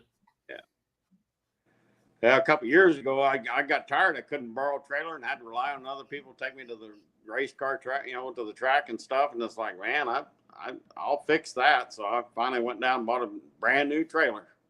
I think Brian was with me and Tom. Yeah. I went with you when you got it. It's like, it's you hate borrowing stuff like that. I just hate it. Oh, so I fixed that. I've been looking for them, and God, they've gone up. Man, they want around here anyway. They want $4,500, $5,000 for a damn car trailer. Yeah, I bought mine right before that went crazy. I got real lucky. So back in, I know where a real nice car trailer is. I mean, I'd love to own it, but I can't pull that kind of cash right now. I could. Oh, that one that Mark's got? That one that Mark's got? For that. Yeah. 20-footer with front on it. Yeah, it's got the front on it because he used to haul that show car around in it. Yeah. Back in 1998, I bought a brand new car trailer. I paid $1,400 for it. Used it twice, and the sumbitch got stolen. Never saw it again. That's the kind of luck I have. Yeah, we should go out now and then go buy. That's what I do. I mean, really just bought it to haul the race car with, so it does great for that, and I'm happy with it. So. Well, here soon, I'm going to end up trying to talk you into making a weekend trip up to Wisconsin to go pick up a car. I think it's Wisconsin. Mopar says I'm probably going to have to borrow a truck and trailer to get my car up there. My satellite. Oh, bring your car home? Yeah. I just got to get this damn duster done. I got to get it, or not done, but good enough to get to No Name with. What are you lacking? You're only lacking a drive shaft now, ain't you? Yeah, and little shit. It's all little shit. I got to, like I said, I'm going to pull the rear end out of it. I'm going to do the brakes. Got to set the pinion angle. Going to do all that. Probably be in and out with the rear end twice. But it's not hard. It's not like I'm doing anything major. It's just time consuming on what you're doing. My trouble is here lately, every time I go out in the garage to do something else happens. I got to deal with. I'm like, shit, there goes another day. Well, and now I got that truck in the shop too, and it's like I look over it and I'm like, boy, I want to mess with that. That's new, so I got to keep myself from doing that. More trivia. The Dana 60 and the Chrysler 9 1/4 are the same strength as a high point offset, and the 60 is 1.125, and the high point offset in the 9 1/4 is 1.85. Well, I know they put them 9 1/4s in those Dakota RTs.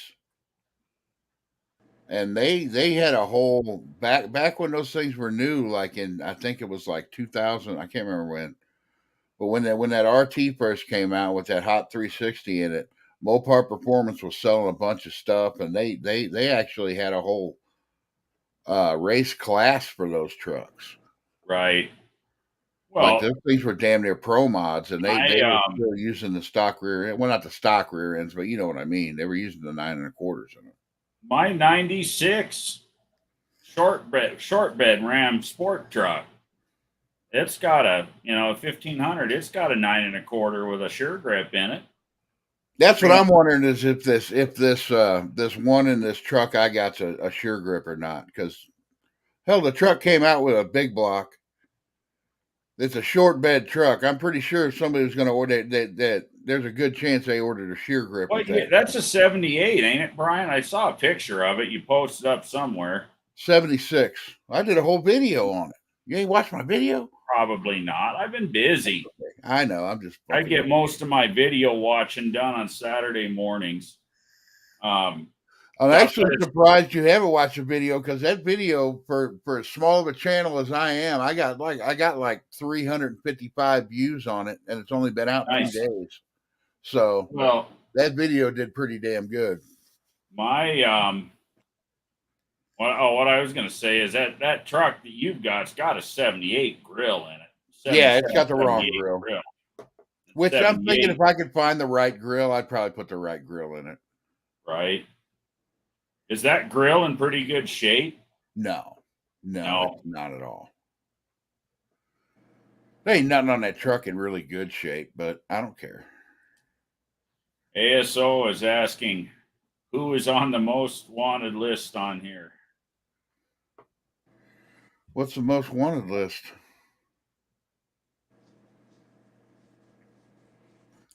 I want the most stuff because I got the least amount of money. I don't know. I think I'm a close second for that. 9 1/4 strong as a 60, then I'll save lots. Well, a Dana 60 is a 9 3/4 is what size the ring gear is in a 60. Yeah. But I'm not going to disagree that a 9 1/4 couldn't be just as strong. I just don't like the C clips in it. But then again, Right. the Dana's a C clip rear end too. So No, it's not. I thought it's a floater, isn't it? Yeah. Dana's not a C clip. Even in the cars, it's still it's got the bearing cage on the end of it like a 8 3/4 does. That's what I'm wondering. I'm not mistaken.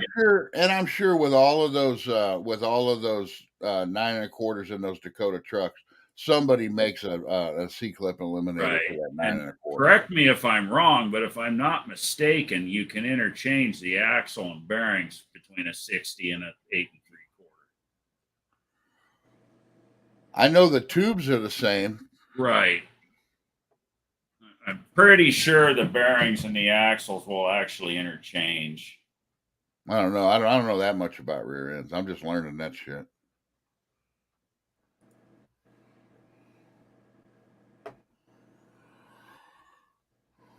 Salisbury, third member diffs aren't as good, except the Ford Motor Company 9-inch. Well, and the 8 3/4. I will disagree. I got to throw the 8 3/4 in that bunch. I know that, or everything I've read was like before, like 1974, 75. In the dragsters they were building and everything, they were looking for 8 3/4 rear ends over the Ford 9-inch. The reason Ford 9-inch is so popular is because it's just like the small block Chevy. There's a ton of them out there, and they work. I'll never say that small block Chevy's a bad motor. It's just that you see so many of them, just like Mean Street Mopar says, I have an 8-lug Dana 60, but I don't have the skill set needed to convert it over to 5-lug. See, that's kind of what the earlier discussion was. You know, I have an 8-lug 60, and I do have the skill set. I don't have the tooling.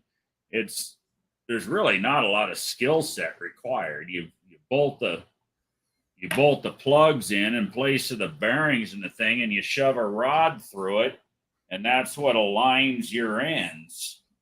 And you weld them on. It's really not that difficult if you've got the tooling. And honestly, I wouldn't mind owning the tooling. I just don't have $1,000 to buy the damn tool right now. $1,000 go a long frickin' way in my build. And I probably will buy the tooling, and I probably will do the modifications myself, and I will make videos on it when I convert that thing and narrow it to go underneath my Charger. Well, yeah, you've got your end goal is your Charger, though, right? No, my end goal is both of them. Oh well. I've had that Charger 4 years longer than I've had the truck. My end goal is to run out of air and money at the same time.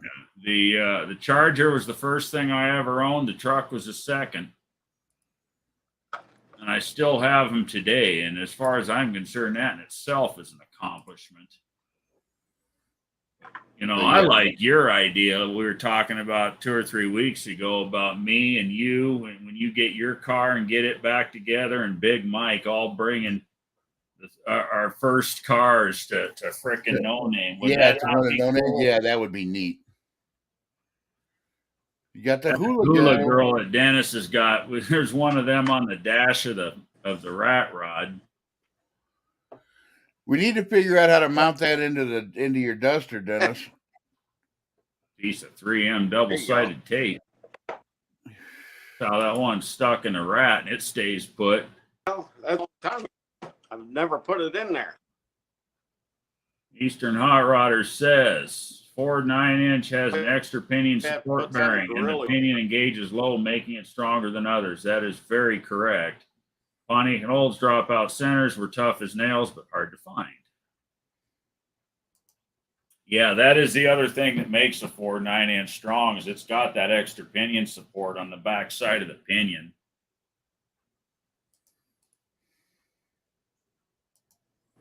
Hoosier Garage did a narrowed C-body 8 3/4, but he sprung for the tooling also. Yeah, Dougster, if you're just shooting yourself right in the ass if you try and do it without the tooling. I mean, you can get it close, but if you like breaking axles every third run, I guess, you know, you can stuff it in there, and it's going to make that axle flex every time it makes a rotation if it ain't perfectly straight. It's just going to make shit wear out if you don't get it right. You got to have the tooling. Like I said, I got a local guy that does, and hell, he doesn't even charge a lot of money, but he's 2 months out. Jumped on the way back machine, first responder. Yeah. 55 to 64 Chevy dropout centers were only a bit stronger than glass. Yeah. I've seen a lot of them broken. Well, that's like the 7 1/4. That thing is. Unless your Uncle Tony, he seems to know how to beat the shit out of those things and keep them together. Well, no, because he's got an 8 1/4. He didn't have 7 1/4 in anything. Plan Z had an 8 1/4. I thought. No, I could have sworn Plan Z still had a 7 1/4 in it. He used to brag on it because of the lack of power it takes. Well, that's the whole thing too, though. Okay, even if it does have a 7 1/4 in it, no, he's got an 8 1/4 or he had an 8 1/4 in point now anyway because he sold it. But you're not putting a bunch of torque to it because you're using the slant 6, and the car weighed nothing. So yeah, you're not going to break shit in that car. No, Shane wants that little turtle that nods while you drive for shop truck. First responder garage says the bearing was to prevent the pinion from walking up the ring gear and because of the offset. Yes. But it also added strength. Eastern Hot Rodder says we did a narrow 9-inch without the jig, and we broke axle bearings on the passenger side within a few street miles.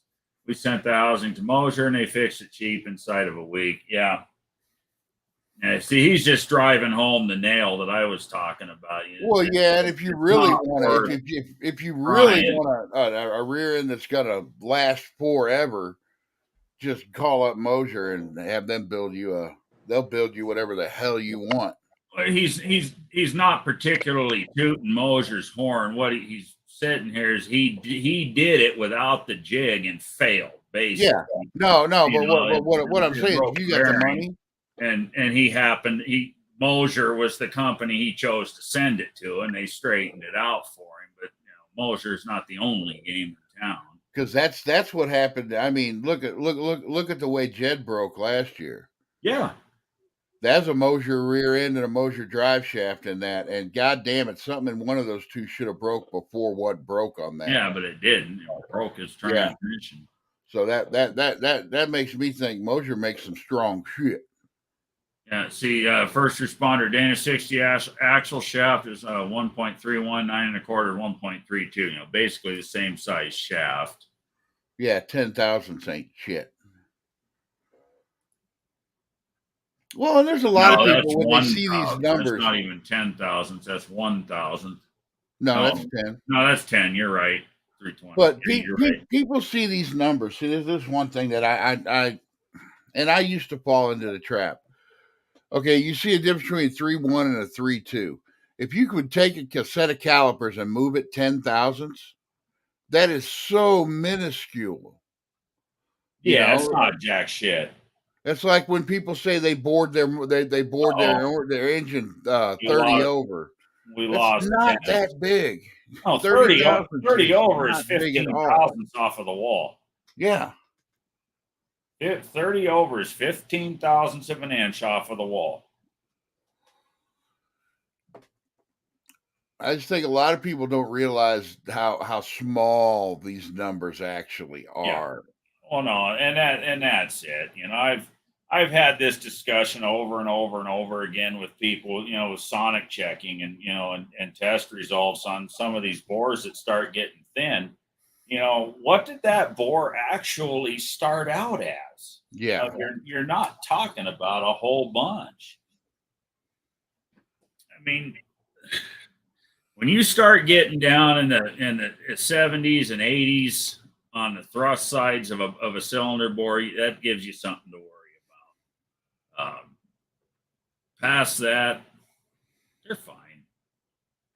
And the old myth about thin walls causing shit to overheat, that's just that. That's a myth.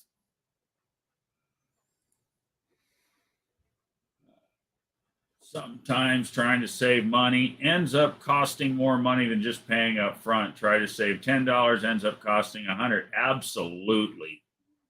Oh yeah, I've been there. Hey, I got a perfect example, and the video will be out next week. My 451, that monster that most of you all have heard run. When I built that thing, I let a friend of mine talk me into spending $280 on a set of roller lifters for it. $280 for a set of roller lifters. Yeah, I said it right. Chinese white box lifters, and I don't trust them any farther than I can throw them. Yesterday, the $540 set of Morels came in the mail. And this week, the engine's getting opened up. Those Chinese pieces of shit are coming out, and the Morels are going in. What am I going to do? I'm going to eat the $280 in lieu of $539. Yeah. Trying to save a buck now cost you a lot in the end. But at the end of the day, I'm not going to risk a $20,000 engine for a $500 set of fucking lifters. Well, and a lot of it too, and I fell into this trap a lot is. Oh, and you nailed it. That's what happened. I fell into the trap. I believe. Well, you fall into the trap too of bad planning. You buy shit that you end up not needing. Or regret. Yeah, and it's like, you know, I bought shit for that duster that I ended up trading off. I mean, because I had plans of putting a big block in it before I had the big block. So I bought shit to do that, and I ended up putting a small block in it. Yeah. First responder garage, 10,000 is actually bigger than you think because the outer diameter with exponentially adds weight and material. Yeah. 10 thousandths is not that big, though. I know how big 10 thousandths is. I deal with 10 thousandths every day, and I deal with less. I have tolerances that are less than 10,000. 10 thousandths is not that big.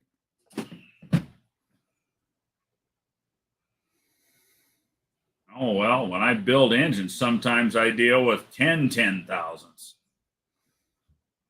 10 thousandths, not 10 thousandths. 3 thousandths. Okay, here you go. 3 thousandths is a sheet of paper. Yeah. 10 thousandths is like 3 sheets of paper. No, I'm talking about 10 thousandths of an inch. Yeah. 0.00010, not Yeah, you're zero. talking about tenths. Yeah. Tenths of it. Yeah, I've had to machine Yeah. things down to Say, you 3 know, 50 tenths. 10 thousandths versus, yeah.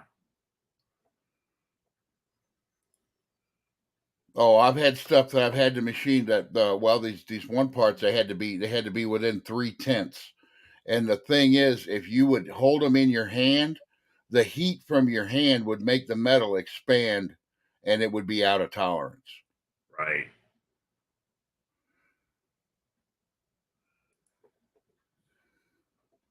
Dean Stevens is, like I said, you have a lot of tolerance for a machinist, Dust.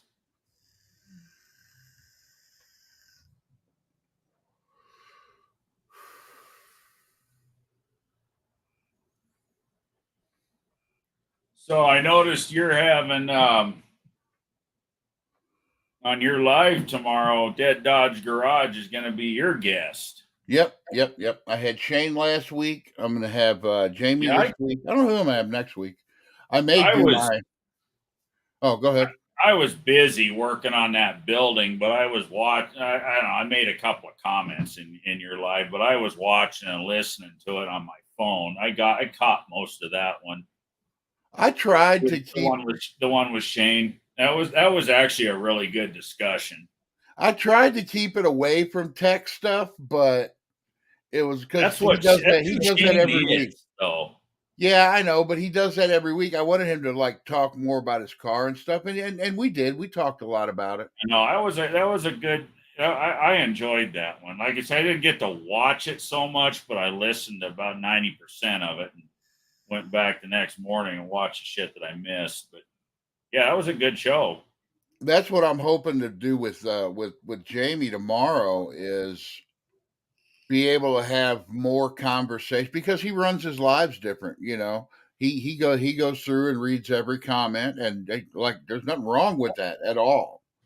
But Right. when I was on his live, he got really behind because we started conversations, and he got behind reading his thing. So it's like, we'll just come on my live and we'll just have a conversation for an hour or however long you want to stay, Right.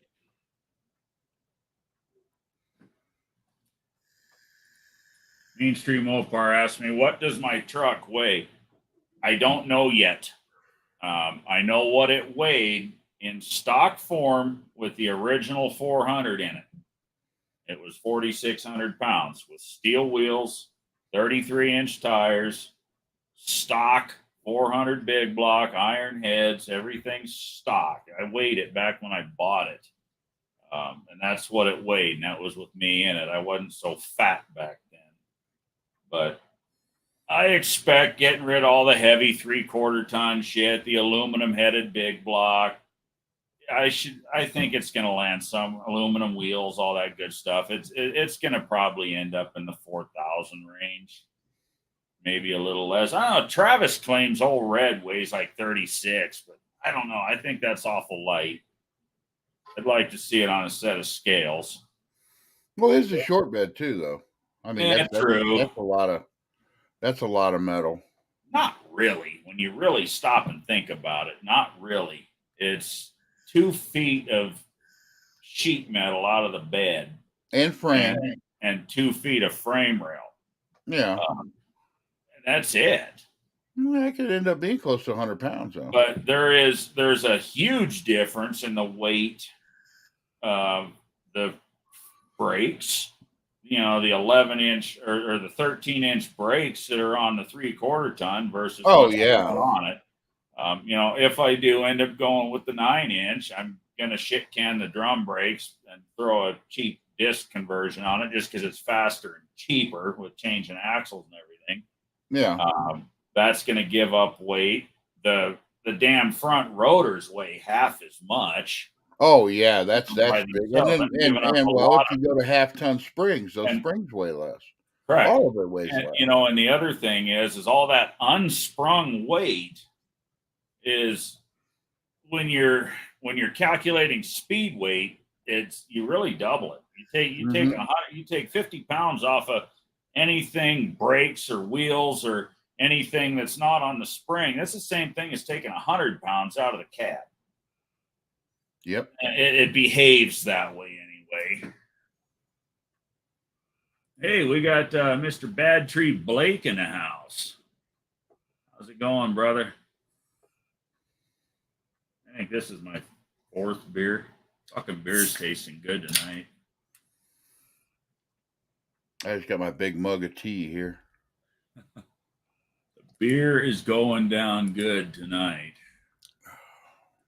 Let's see, first responders got some more math for us here. 1.301 equals 4.1134. 132 equals 4.1448. 0314 difference. Just thinking, not arguing.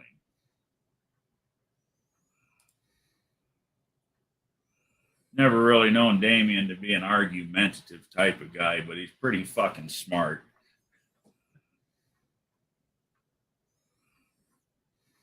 £100 is a 10th and a quarter, yes. And the funny thing is, 100 pounds off the unsprung weight can equal 2 tenths and a quarter. I've seen it happen.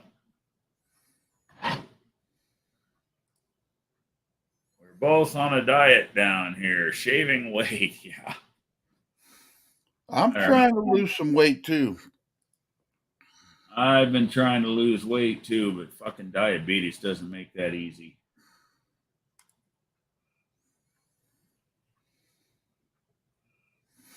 Get a new phone, Dennis. Oh, is that what happened? His damn phone died, it shut down on him. That sucks.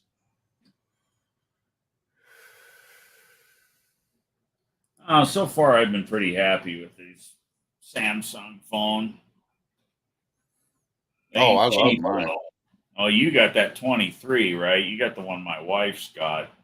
Yeah. Mine's a 22. Oh, I'm paying for it. That's Yeah, you will. I ain't gonna lie. After she made that video in that rat rod, if I wasn't pinching every fucking penny to get this damn truck built, I'd have gone out and traded this 22 in on one of them 23s. I mean, don't get me wrong, I love my phone, but that sumbitch is just so much more, and they've kind of broken their cycle with that, because the odd numbered ones were always the gimmicky ones, and it just wasn't the case with that 23. It really was a substantial upgrade over the 22. I don't ever plan on putting 1,000 foot-pounds to anything anyway. I ain't got money to build motors like that. So, see what 1,000 foot-pounds is. Yeah. Oh, my Series 60 Detroit makes about 1,600 foot-pounds, but that's in a semi truck.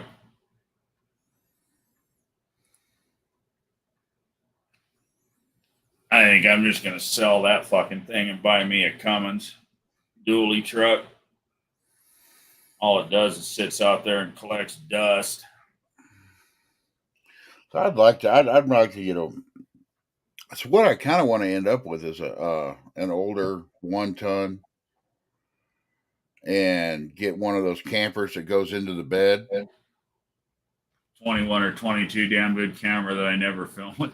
Yeah, I've done a lot of filming with mine. I do most of my filming with my GoPro, but I've done a lot of filming with my S22 Ultra. I love it. I still go to the GoPro before the phone most of the time. When it's good hot, when you're out at the track though, because I can film like burnout stuff. Yeah. And have the GoPro set up at the starting line and film burnout stuff, and shorts and stuff like that are a lot easier to do on a phone. 90%. I used my GoPro at No Name. I actually used it a lot, but I used my phones more. I had 2 phones at No Name. I've got an extra one. I got it just because I got it for free on a damn trade in with AT&T. But I've got the regular S22 also. It's not even got a line on it, but I got it for absolutely nothing. So hey, you're giving, I'm taking. I Give them I had assholes. an old phone with a cracked screen. I can't remember what it was, but that's what I used to film with. Was just an extra phone that I had. It was actually better than the phone I was using as a phone. The camera and everything was better. It's the NSB. I just got a new camera in DJI Pocket 2. It's a drone camera and gimbal without the drone. Testing it out. I heard that's a killer camera, but they like to get hot.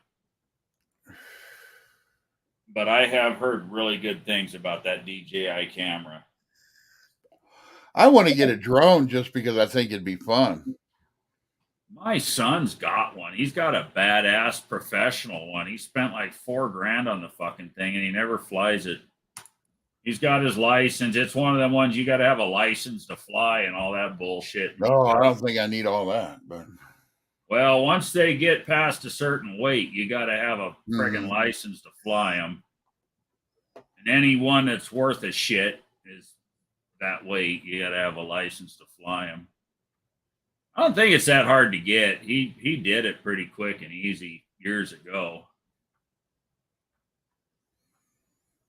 Can't afford one. Some have set up donations for me. oh, you're going to be forced to because it's just going to give out one day. 100 foot-pounds of torque of 410 gears equals 410 foot-pounds. You're forgetting gearing. Exactly.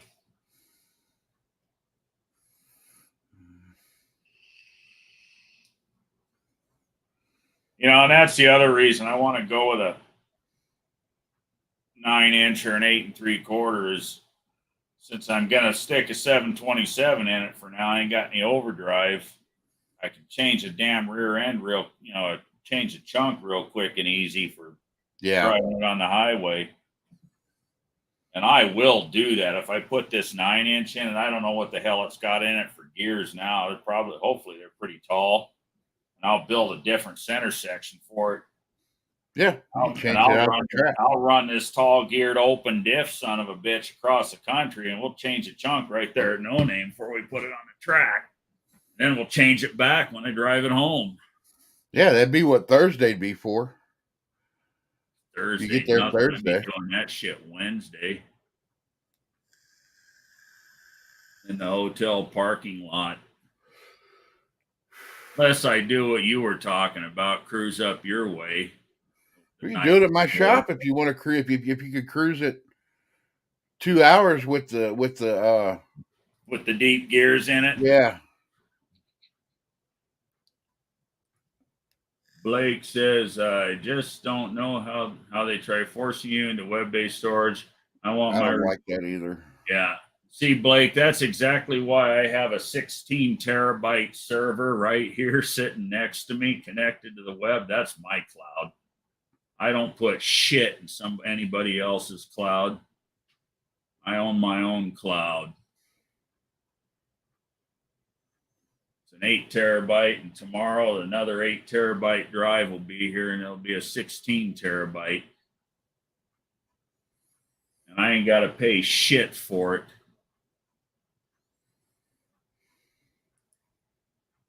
Yeah, I'm with you. I just like hooking my GoPro straight up to my computer and pulling it off of there. And yeah, that's what I do. See, Blake says, my DJ, I lost communication with my remote during 6 summer. Oh, man. Yeah, that would make me nervous.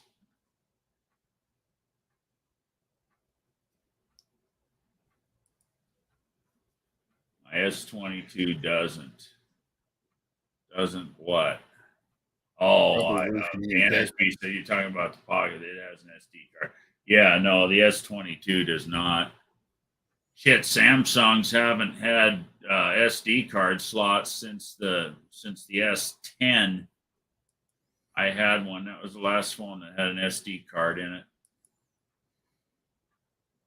Yeah, the phones suck without an SD card, but you can't find one that has removable anymore. Yeah. Yeah, they just want to force you into the cloud-based shit. But my S22, I bought the big bastard. It's got 256 gigs in it. And like I said, I got my own server that I can just upload shit to. I got bad fast internet here, so it uploads and downloads this server just as fast as it would any other cloud service.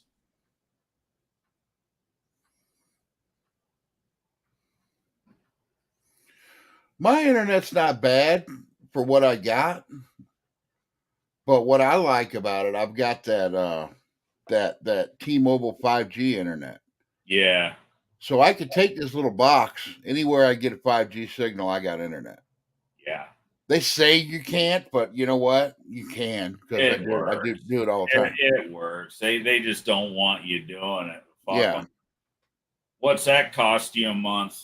$50. And how much data do you get to use? It from what I've never hit a limit on it. Oh, that's good. There's a lot of those damn cellular hotspots like that. They put data caps on your ass, so that's good. Well, yeah, that's like a cellular hotspot on a phone. This one is it's a total different plan. It's designed for home use. Yeah.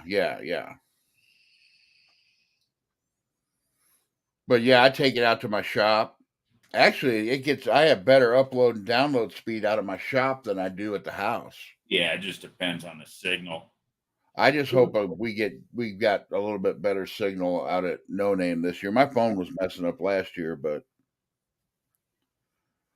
See, I know where we were at, the AT&T. internet was not good. Yeah, no, the Wi-Fi that they had there, yeah, over on the other end, unless you were close to the tower, it wasn't great.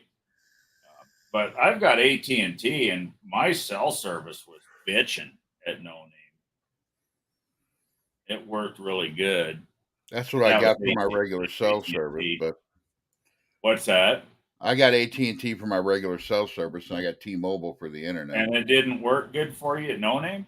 I didn't have it last year at No Name. Oh, I got you. Switched. Well, you should be good then, because I did and do have it, and it worked really well for me. I'm hoping the T-Mobile is better. The problem with this thing is what I don't understand is it has a battery in it. Right. But you have to have it plugged into the wall for it to work. Right, because that battery is simply a backup. It's not a power supply. It's just a backup. And that was my problem. We would have tried it out at No Name last year, but we weren't close enough to an outlet. I'm bringing a generator this year, so. Right. Holy shit, I'm going down a rabbit hole, says Damien. I go down those all the time. Yeah, you and me both. Well, that was the whole reason I got into that discussion with Shane about the cam thing, because I went down a fucking rabbit hole, and it was fucking Johnny Mopar's fault because he put out that video on cams going bad and what he and a few other people think, and I started looking at it, I was like, God damn, he's right. I don't think I saw that one. Did he lose a cam too, Johnny? No, he's worried about losing a cam. Oh, I got you. Well, I don't blame him, because everybody and their mother is these days. But the thing is, everybody who I have seen lose a cam, they're using shell rotella and a zinc additive. Right. Shell rotella does not have the zinc in it than it used to. No. And there's still people who claim that it does, and it does not. It doesn't. And the zinc that's in shell rotella is formulated for the detergent that's in that oil, and your zinc additive is not formulated for that detergent. It's actually the opposite. The detergent is a base, and the shell rotella, or the zinc is an acid. The zinc is an acid. So the zinc goes on the cam, and the shell rotella oil just wipes it off. So all you've really got is the shell rotella with not as much zinc as it used to have. He's saying you need to do a live at No Name this year. I think you mentioned doing. I'm gonna try. I'm gonna try to have a table set up where after everything calms down, I'm going to do a live, and anybody walking around could just come sit at the table and BS with me. Yeah, well, that'll be the shit to do in the evenings. That shit'll be cool in the evenings after all the racing and car shit's over with for the day.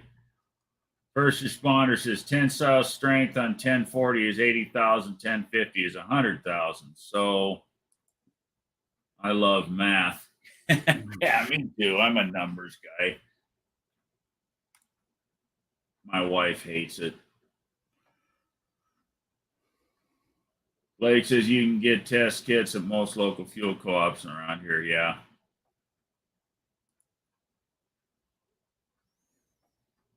Scaffer's oil for the win. I haven't lost a cam since I started breaking them in on it. Rings take longer to seat, though. I've been an AMSOIL dealer for 24, 25 years now, something like that. I use their break-in oil. Well, and that's the thing. Most of the people who have been that. losing cams aren't using a dedicated break-in oil. A specifically formulated break-in oil. And yeah, it's probably the same thing, blue collars, the rings take a little longer to seat, because of the synthetic base stocks. It's some synthetic oils will prevent ring seat.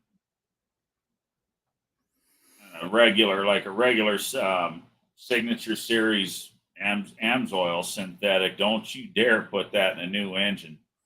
Your rings will never seat.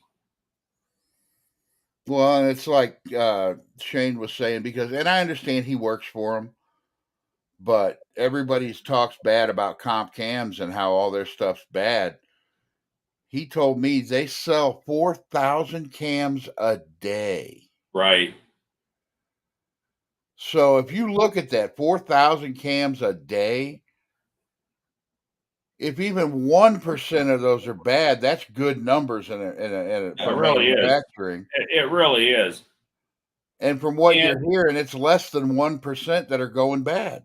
In 20 some odd years of building engines, I've lost 2 comp cams, and that was in the same engine, and it was a small block Chevy, and there was shit wrong with the damn block, is what I ended up finding out.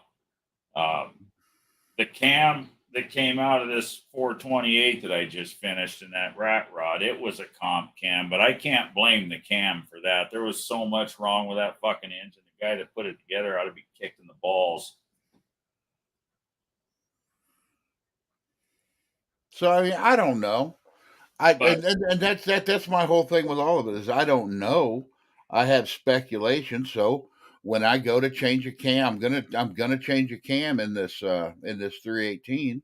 I'm gonna do a break-in with break-in oil. I'm gonna buy a comp cam for it, and if it fucks up, it fucks up. But I'm gonna do everything to keep it from fucking up. I'm gonna do everything that they say. Check it, check the taper. Yeah, well, and you have to, because I've seen it, but I also saw that in Shane's video, or in your video your live last week with Shane, and he brought up a valid point that you might have one bad lobe, but if you got 2 bad lobes, it's not the cam. Something else is wrong. And this piece's last break-in we used driven and got about 5 minutes in, and the car overheated because of a bad clutch fan. We were sweating bullets, but it turned out fine. Yeah, I'd be sweating bullets too, getting hot like that.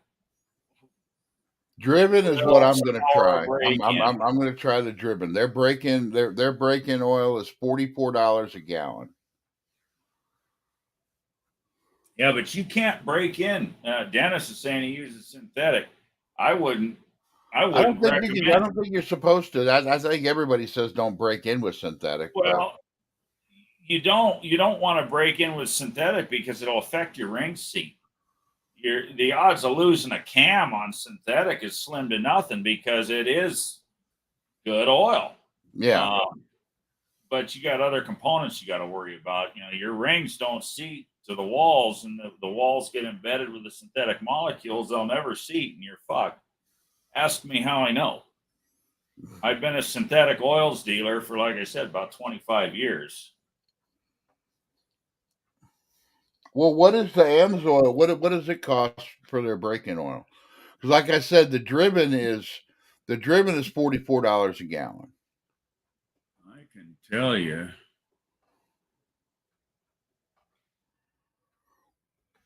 Which, if you actually Like look everything, the fucking prices move around. Which, if you look at $44 a gallon and break that down to quarts and go down to AutoZone and try to buy a quart of oil, you ain't. Oh, you go anywhere and try to buy a quart of oil, it's $8 fucking anymore. Yeah.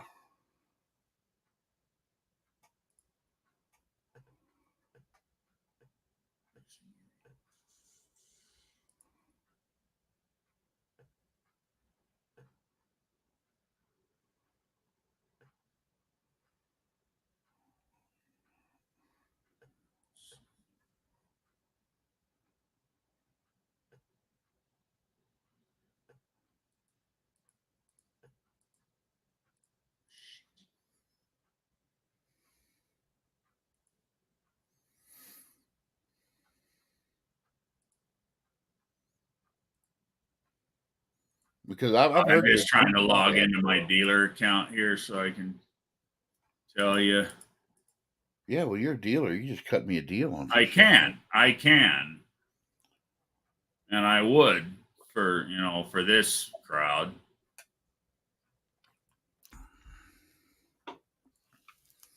I'd be happy to. But AMSOIL I'd even have it drop shipped right to you. They make specialty oils for hot rods and old engines and shit like that. Yes.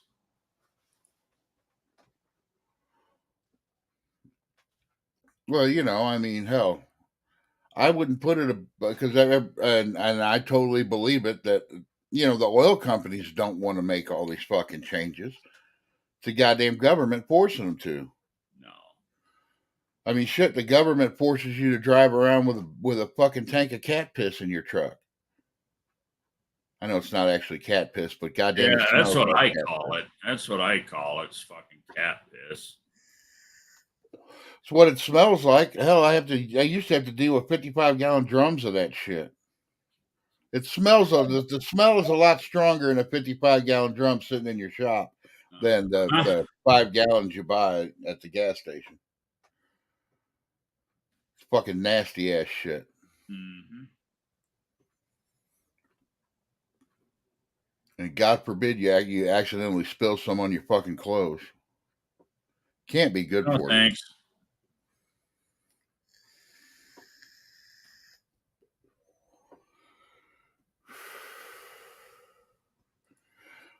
Oh, was I talking to you about this, or I was talking to somebody about it? Because I had to kind of split my live up because I wanted to talk to Shane, I wanted to talk to Shane a little bit after the live. Right. I was like, I wish they would make like a green room where you could put up a. Yeah. Well, they got that on StreamYard, but it's only on the super ignorant. Oh, the $300 a month fucking plan, and I'm like, Jesus, I ain't spending that much money. Ain't no way. Right.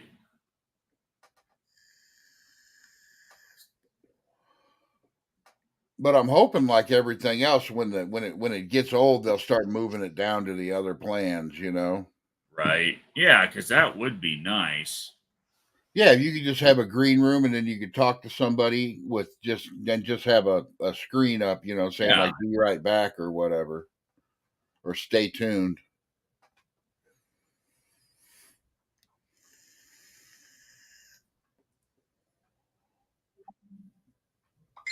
What was that? Oh, that's you. I was looking at my phone, looking at that's Facebook noise. All right, my cost is $8.40 a quart. Shit. For the break-in oil.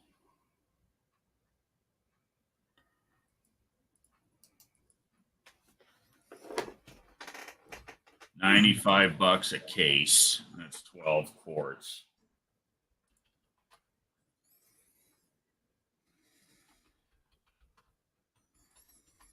And that's over retail would be 140.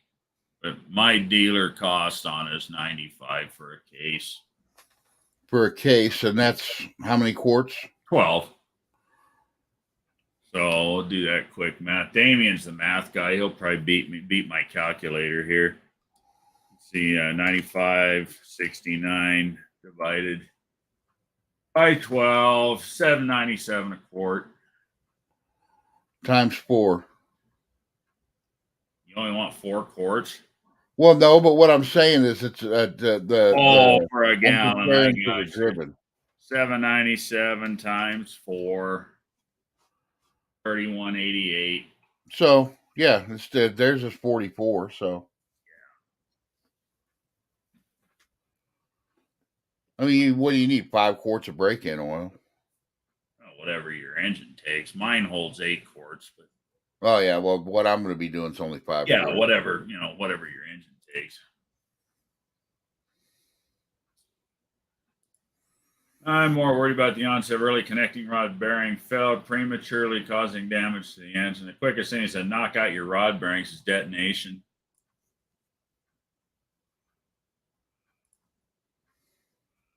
I was thinking about a factory roller cam 318 with an aftermarket roller cam on my 73 Duster. Oh yeah, that's the way to go. If you're going to build a roller small block, use a Magnum block. Yeah. Because it's so much, you save so much money in the lifters. Like I said, I just dropped $540 on a fucking set of retrofit lifters. Use the stock setups and the small blocks. The lifters are $10 a piece. And I wouldn't. And it's just me. I guess it's me being cheap, but I would not think twice about using a set, just reusing the old lifters that are in the rollers. Hell yeah, yeah. If there's nothing wrong with them, you just inspect them and make sure they're fine. Yeah, it's you go through and check them. I've got like 3 sets because I pulled apart 3 Magnums. Yeah. So. Oh yeah, I got a bunch of factory small block rollers kicking around too. Knock, knock, knock. Joe sent me 4 quarts to a gallon, right? Yep. Yeah. Oh, we dropped a bunch of viewers quick. We went down from I had like 18. Now we're down to 7. People don't like us. Yeah. At one point we had people don't like me. They were in here for JB. Oh, they were in here before he even got in here. But my lives, they do this. They'll drop down, and if we stay on late, another hour or so, they'll kick up again. Mine always used to do that. Mine always, they still do. Mine always. It's just shit people are doing. Yeah. Who else is on? They're bouncing around back and forth. Hell, I do it. Well, yeah, and you've got 11 o'clock here. So you got, what is that, 8 o'clock there? No, it's 9 o'clock here. So you got people going to bed, and then the late night people will jump in, and I've had it happen a bunch. Oh, yeah. We all can't be Uncle Tony and hold 300 people for 2 hours. No. Well, then a lot of people only do 2-hour lives. Right. I'm like 2 hours is just a first responder. It's also 12 a.m. Yeah. Yeah. Well, no, I ain't complaining. I think my lives for being a 640 subscriber channel, I think my lives do well. Oh yeah, and they're only going to do better. Yeah.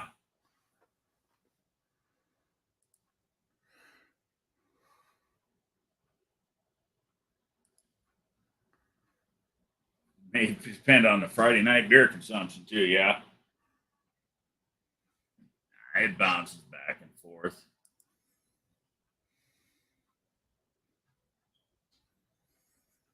Yeah, anyway, hopefully next week or this weekend and going into next week, I can get a bunch of shit done on the truck. And like I said, I've got a the healthy 727 that came out of it. I'm gonna get the lockup kit from John and put in it. So So I got lockup so it can be streetable because you can't run. It's not smart anyway to run high stall converter. And and try to cruise. You gonna change the valve body in it? Oh yeah, I'm gonna put a reverse manual in it when it copes. Twisted Mopar Dennis says isn't AMSOIL 100% synthetic oil? Yes, but the break-in is not.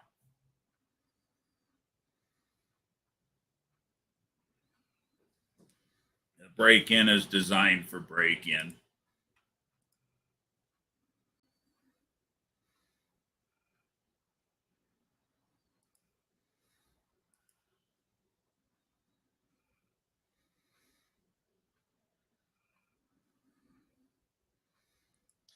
No, and I'm a firm believer in synthetics. I'm just real careful about early life with them because you can and will experience ring seat issues with it. Well, that's what I've heard since synthetics came out.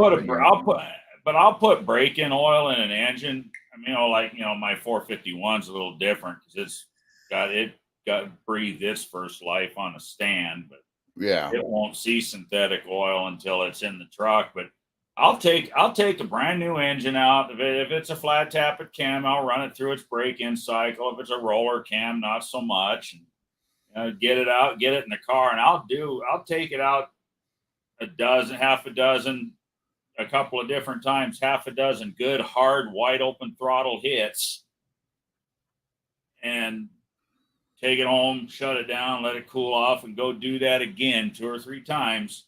And I dump that oil, and I'll go straight to synthetic, and I've never had a problem. But where I've seen the problems is first life with synthetic. And if an engine's assembled properly, the rings will seat, and they will seat quick. And all you got to do is put a good load to it a couple dozen times. You're in shape.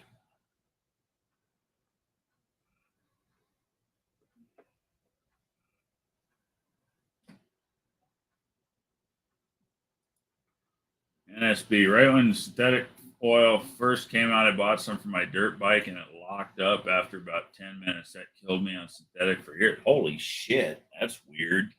Mm-hmm.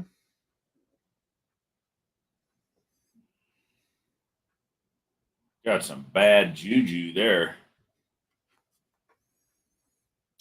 I run AMSOIL also has a synthetic 2-cycle oil they have it for bikes and shit too, but they've got their Sabre. They call it Sabre. It's a 2-cycle oil. It's designed to run 100 to 1. Doesn't matter what the hell the engine manufacturer calls for, but fuck, I've been running my Echo weed eaters and shit on it for years at 100 to 1 and ethanol-free gas. Doesn't smoke, doesn't stink, doesn't wear out the engine. I mean, my Echo calls for 50 to 1, but I run 100 to 1 and it works great. I got a buddy that swears by that. He runs all his stuff on race gas, all his weed eaters, everything on race gas. Yeah, well, it's because he had a bunch of it around. Oh, but he said they last forever. So I don't know. Well, I can tell you why, because it ain't got any fucking methanol in it. Yeah, or ethanol in it rather. I've got a gas station here in town that sells ethanol-free gas. And that's what I was talking about in John's live earlier, is it's more expensive. It's only 87 octane. It's $4.59 a fucking gallon. But that's what I'm running. I run that in my weed eaters and shit. I use it because it ain't got the ethanol in it. It don't fuck up the carbs. But that's what I'm running the 451 on, is that with a can of VP Octanium in it, which is leaded octane booster. It's $30 for a can of that shit, and it treats 10 gallons. So whatever you paid for your gas, just add $3 a gallon to it. But I've also got a 5-gallon can of VP 110 leaded out in the shop that I just bought for $107. That's $21 a gallon for damn race gas. That's what I need to. I need to go buy that. I'm going to do that maybe this weekend or next weekend, and do a short, real short, not an actual short, but a short video, maybe like a 2-minute video. Because there's a place about an hour away from the track, maybe not an hour and a half. But for anybody who'd be coming from the north, they sell race gas at this place. I'm gonna get a price on it just to see. They've always been cheaper at this That gas actually station. makes sense, Damien. Compressor oil, because it doesn't have all those fucking additives in it. Dennis says, I think all chainsaw oil mix is synthetic. Now, I wouldn't doubt it. Hey, Steven's in the house. Welcome, brother. Oh, I've been busy. What's good? I've been busy building a damn building. Haven't got much done with the truck, but I had a bunch of parts show up this week. So even though I couldn't work on it, I got to order some shit. So that was good. Dean Stevenson, oxygenated gas, a great aromatic con job. That's no shit. Damien says, I just started adding zinc about 10 years ago, but never did it before. I think it's all hype. I'm going to test the theory on my next engine. 491 big block. Hell yeah.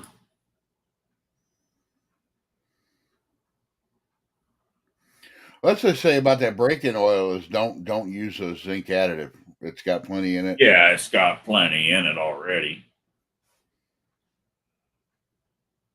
Yeah, it's designed for breaking in engines.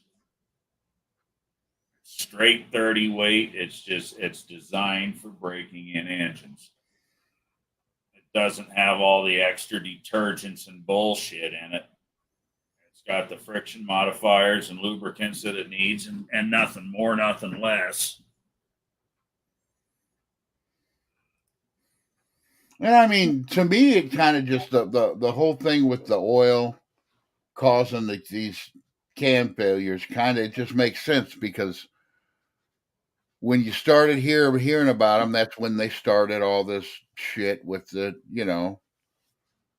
changing, and they didn't tell anybody. It was another thing, like Rotella, when they took a lot. I mean, it's still got zinc in it, but not as much as it used to. But they didn't tell anybody that Rotella doesn't have as much I zinc in it. just threw up the sheet for the bulletin on that AMSOIL break-in oil. If anybody gives a shit,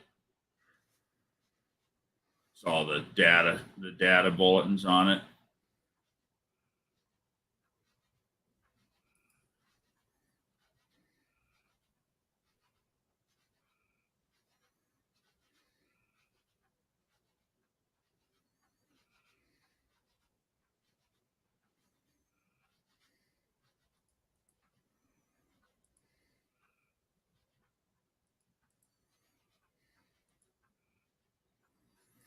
Why does Facebook Marketplace, when I type in Mopar, show me Chevy and Ford shit? That shit pisses me off. And there's the other link for the real. It's the SDS safety data sheet for the real nerds that want to read about it. That was one thing I liked about Craigslist. If you put in Mopar shit, you got Mopar shit. Right. You didn't get what they think you might want because you're, Trying to get the head swapped on Candy Cane this week. Still trying to clean up from the storms. Yeah, that shit's a lot of work, man. But at least you're whole. That's what matters. Yeah, he ain't too far away from. I think he's closer to Sykeston than I am. Steven? Yeah. Yeah, he's real damn close. We were talking about that one night. I think he's just like 45 minutes or an hour away or something.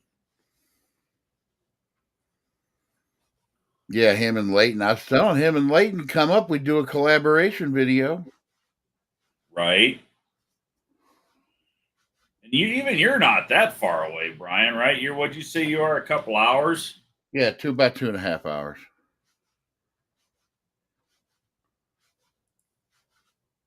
It's close enough that it'd be one of the tracks. It's going to be one of the tracks that I go to.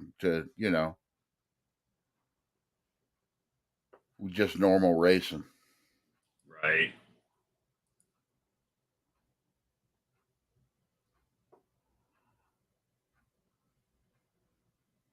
Then again, that one that me and Dennis went to, it was pretty nice out there. I don't know. They don't have the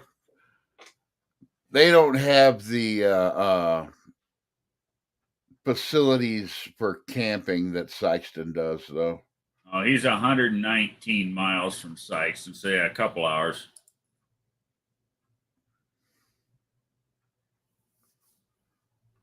Yeah, I wish y'all were closer to me. I did have one visitor from a long way away, though. Well, hell, it makes me want to move to Tennessee. That's where all the damn. You and me both. It's where all the damn YouTubers are at. I guess they moved there because of I should say fuck the tax. YouTubers, but not just the YouTubers, the cars in general. Oh yeah, I mean, there's all kinds of, and it's not just. I'm telling you, if I had the opportunity, I'd be the hell out of here in a fucking heartbeat. Oh, Arizona, as far as I'm concerned, really gone to shit.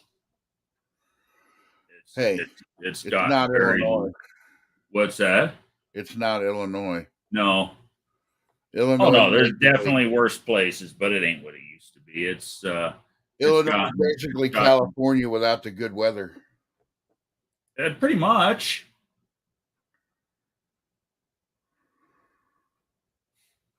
It was only 55 minutes in the Mustang last year.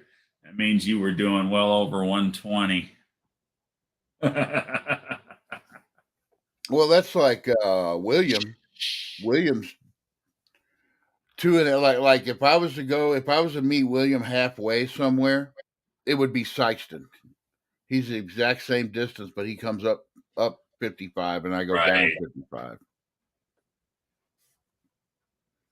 Sold Amsoil for years, so I found out about Liqui-Moly. Both are great, and I still use Amsoil as much as Liqui-Moly. Yeah, I've used Liqui-Moly a lot too.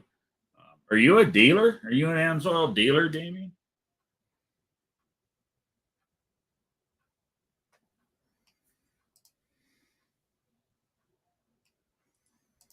The air quality here is horrible.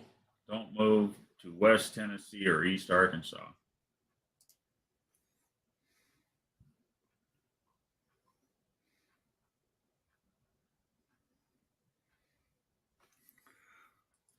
William is about 45 minutes from me. Yeah, he's in Mississippi. Yeah. I wouldn't mind moving down there. Actually, it gets hotter than fuck, but you don't get a whole lot of snow. Yeah. My wife's got a friend down there. That's where she stayed, was down there in Mississippi. Well, when I came to No Name last year, she says she doesn't want to go to No Name this year. Well, I'm going. She doesn't want to see me get hurt. I ain't gonna get hurt. Yeah, more of a chance of getting hurt on the drive to No Name. Right.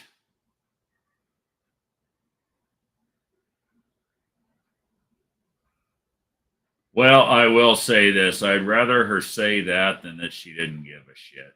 Oh, yeah. Yeah, that's true. That's 100%. At least it means she gives a shit.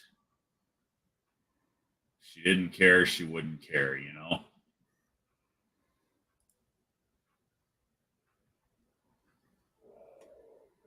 I am going to visit Utah and Arizona in December, going to Moab and then head. So I think you said something to me about that, Stephen. You should stop by if you're in the area. I'd say we could throw a steak on the grill, but in December it'll probably be in the upper teens around here. I'm in northern Arizona. It does get cold in the wintertime. But I have been known to throw a steak on the grill when it's 20 degrees outside.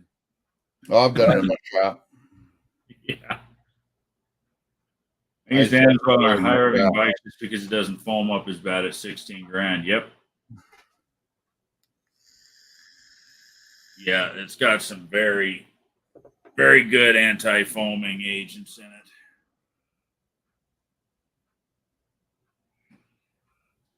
It's all I'll run in my Harleys too. That's something else I got to do is make a video on that damn Sportster. I spent a few hours spiffing it up earlier this week and rebuilt the front forks and shit on it, rebuilt the carburetor and got it running all good. Threw it up on a marketplace. I ain't got any bites on it yet though. So anybody looking for a 86 Harley Sportster, I got one for sale.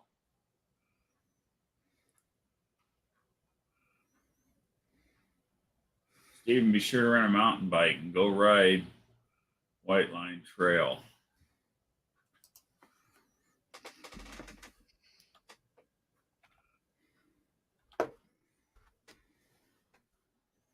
So what do you got left on the Duster, Brian? Just a drive shaft? You said some little shit? It's a bunch of little shit. I got to get the windshield put in it. I got the windshield.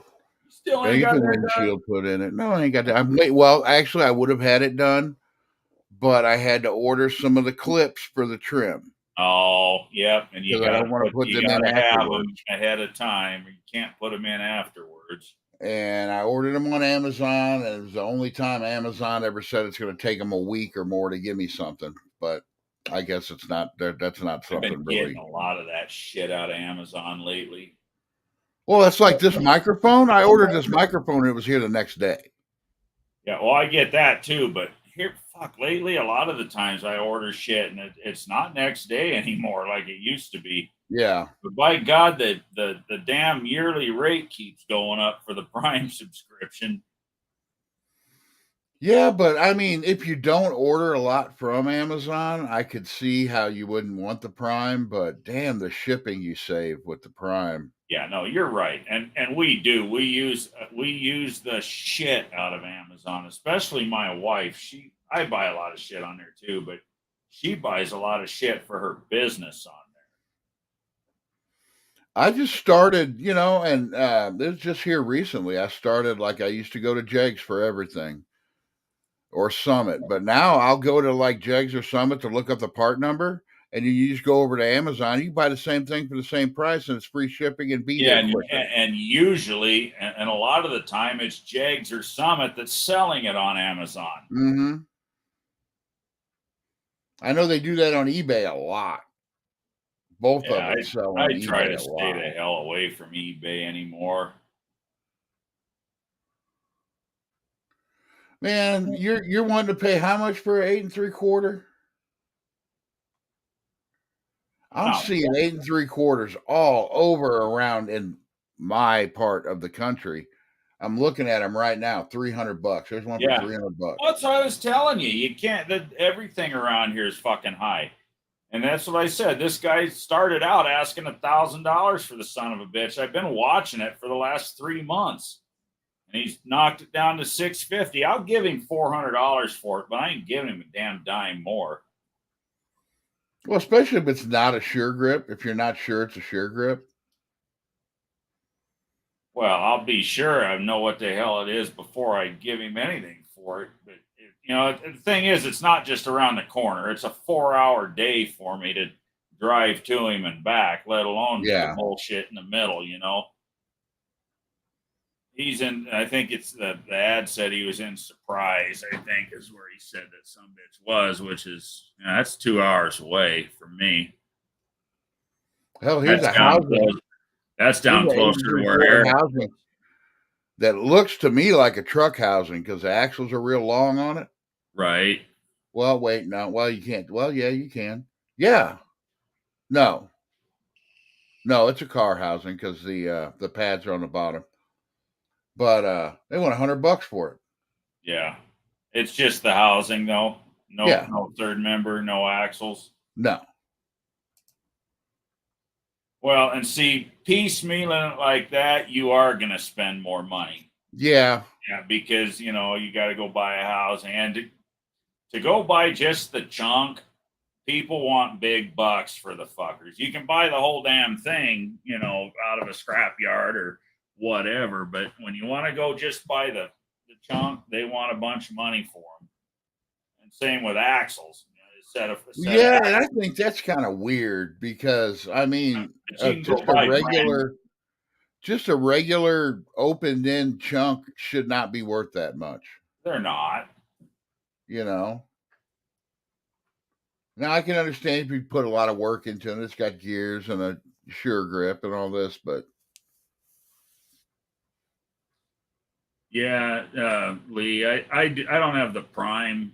I've got a business Capital One credit card that I do that with. They give me 5% on everything. I pay the sumbitch off, so I don't have to pay any interest and take their damn bonus money and run with it.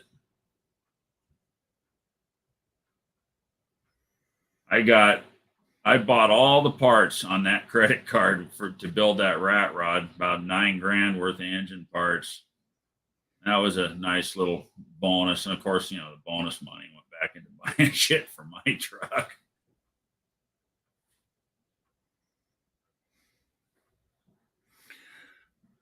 well, I guess I can't say that because I mean, there's a lot of people on here that there's an old rusty rear end, 8 3/4. Somebody wants $1,500 for. Some of these people think the shit's gold plated, and they're the ones that don't sell. But well, it's like this guy. He was asking. He's come down. Well, so far $350. Like I said, I'll offer him $4. I might give him $450, but it just depends on what the thing is. Well, that's the thing. If you live closer, I know a guy that's about an hour away from me, hour and a half away from me. He's got a stack. I mean, a literal fucking like huge fucking up to your waist stack of fucking 8 3/4 rear ends. Right. And he sold me mine for like $175. Yeah.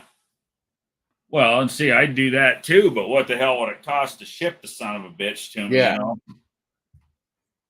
Although you'd be surprised, I could probably put it like on an LTL load for $100 or so, $150 probably to ship it here. Ship it with Fastenal or somebody like that. The NSP says I paid $1,500 for the setup in the Dart, but that came fully built with strange axle, spool, rims, tires, and Willwood disc brakes up. That's actually a good buy. Yeah, like that. How I bought him. I went through him and sold it to my customers, but I bought it from Jerry.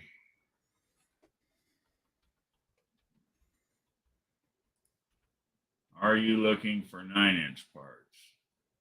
Well, either that or 8 3/4 if I can find 8 3/4.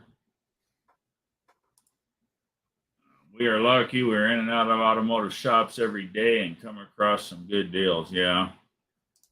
Steven says I got 200 out of the 8 3/4 in the Sport Fury. Shit, I'd have gave you 200 for it in a heartbeat if you were closer.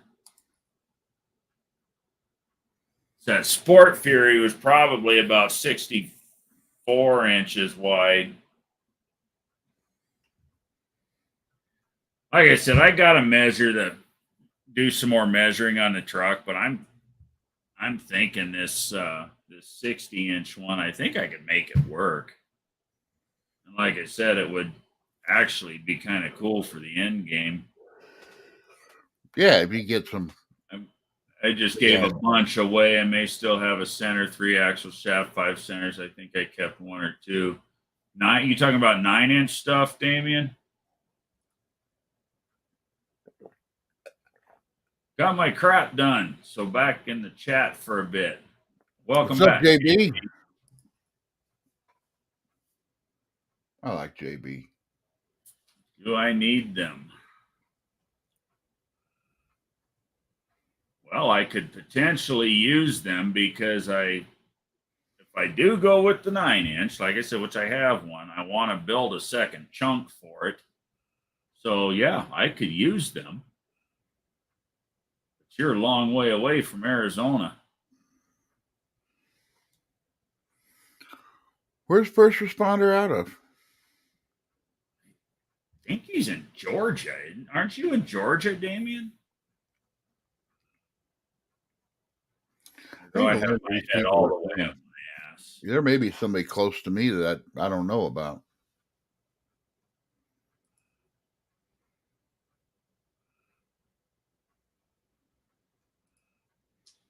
I have a stock 9-inch truck rear that I may build for candy cane. See, that's exactly what I have. It's a stock 9-inch truck rear that I'm gonna flip. I'm gonna flip the perches on it and stick it under the Dodge.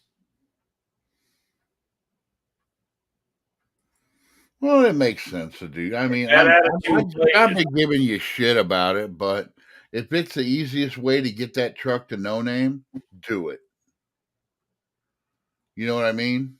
well, honestly, if this 8 3/4, everything is cracked up to be, and I could make the spring setup work, it would be the easiest way because I wouldn't have to do shit to it, but maybe move the spring perches.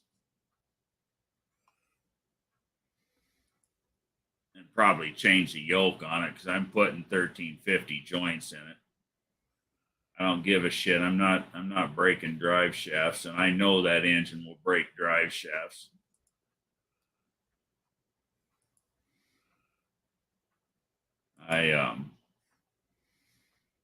Bad attitude Blake is in the house. Welcome. Oh, what the hell's the Nightbot doing? Leave Dean alone, you son of a bitch. What is the Nightbot? Dean likes to piss it off, is what he does it on purpose. It's just a automated moderator kind of deal. I've never seen that come up.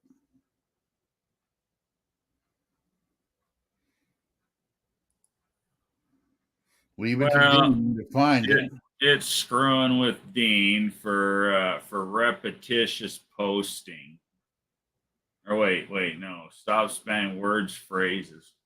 Screw you, Nightbot. It does some cool shit too. It does giveaways and stuff. You can use it for the giveaways too. Is it something external or is it? Yeah, it's YouTube? external. It's external.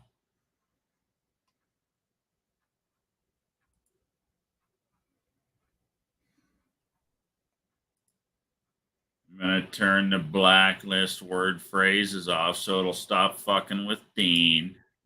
Stupid ass thing. I don't know. Dean seems kind of like the Nightbot. Oh well, they got on a roll. The first I put it on there and I forgot about it and I never set it up.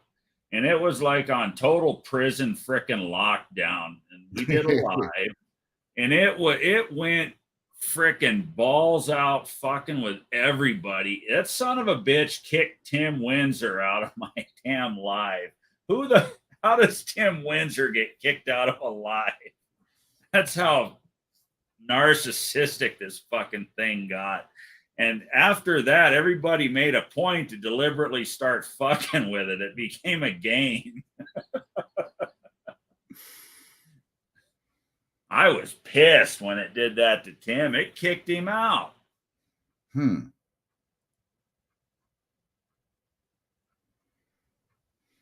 Dougster started fucking with it. Yeah, first responders in Georgia. Oh, okay. That's somebody I can't wait to see again. Is Brad from Poor boys Garage. Yeah. Did you see the video he just put out on the Roadrunner? No, I've been missing his stuff. I guess when you have a bunch of stuff that you've hit the bell on, it only lets you have a certain amount of those. Because I think because I stopped getting some notifications, and his is one of those I just recently stopped getting. Yeah, I don't know. It was 3-4 days ago, maybe a little longer. But he did a bunch of shit to the Roadrunner. He put a cope valve body in it and stuff. Took it out and did some hits with it and stuff. It was a cool video. It's faster. Not that that car needed to be any faster. That car's Yeah. just bad to the fucking bone. I love that thing. And it's the first drag car he ever built. Yep. You know?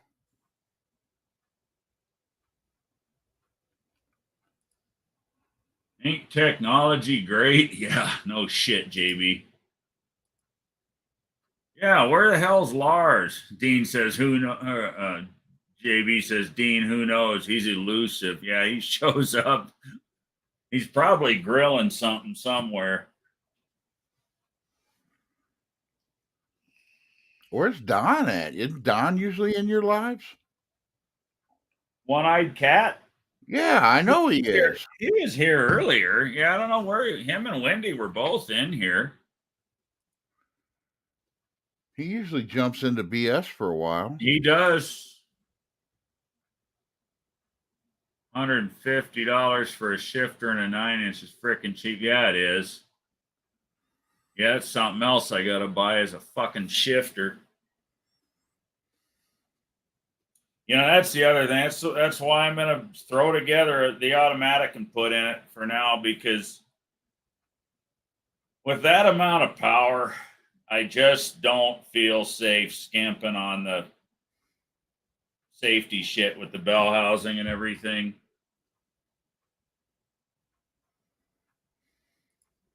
You gonna do a bolt and sprag? Maybe, You gonna go that far with it? maybe it just depends on the money. If I'm being honest, what I'm probably gonna do is I'm gonna stick the damn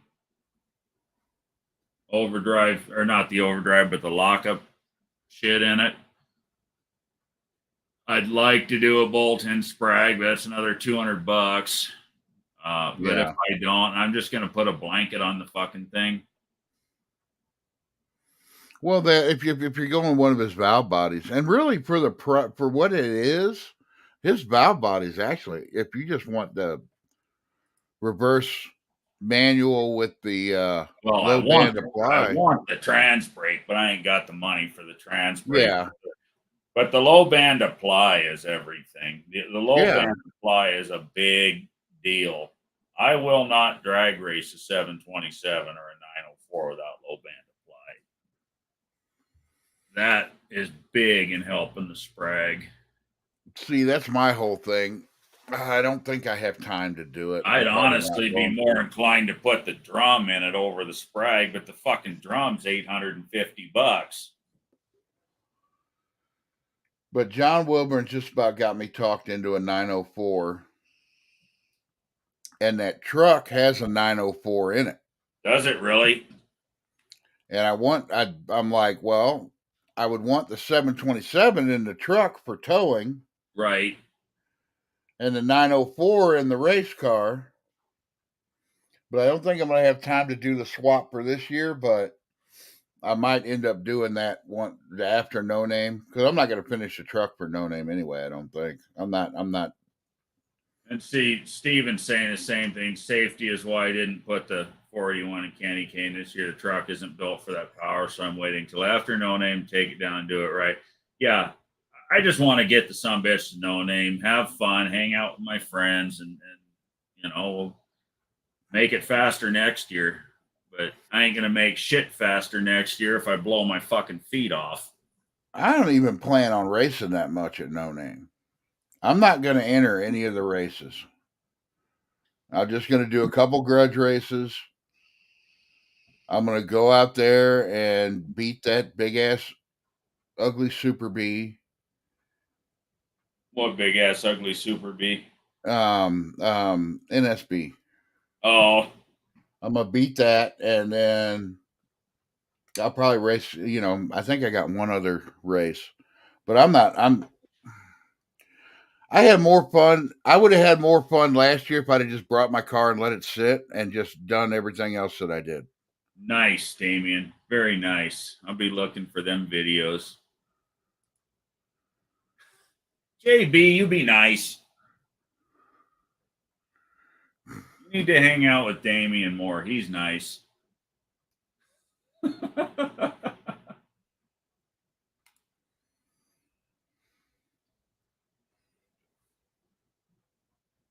JB reminds me of people I grew up around. Yeah, he's I cool. like JB. I don't know why he hates me so much, but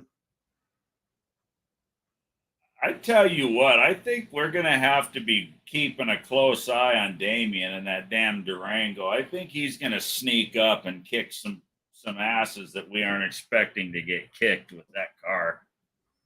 what is it? That Durango that he's building. Have you? He See, started. I need to look at other You people's need to. stuff. You need to. You know, he's the one that he's building that we thought it was just a wee little pink engine that he's putting in it and everything. Well, he put out a video last week of that bastard running. It sounds like my fucking 451. What is it? What engine is it? 360. You do a lot with a 360. Thanks, Do Damien. a lot with a 360. We'll see you next time, buddy. Yeah, no, that he's building a little sleeper there. Now that sucker, you go find his video and he did a video of it running. That fucking thing's mean sounding.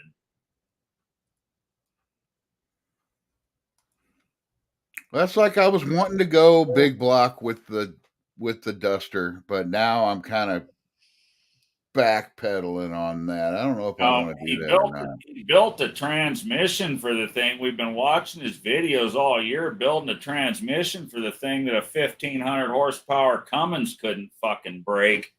And, you know, we're thinking, why the hell are you doing all this for this 360? Yeah, once I heard it, I'm okay, I get it now. Yeah, it's cool. It's a cool car. I hate no one, sir. I love everyone, unless you're an asshole. Well, I can be an asshole. I'm just not an asshole to people I like. Right.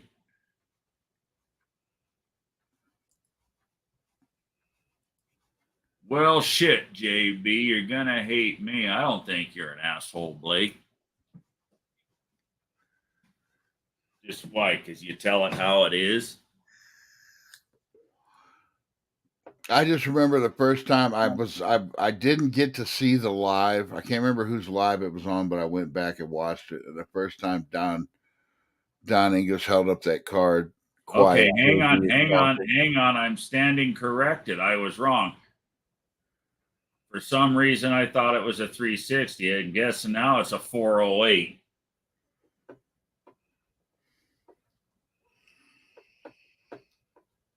Well, there you go. You got to remember, Damien, I got so much shit going on, I can't remember what I ate for breakfast.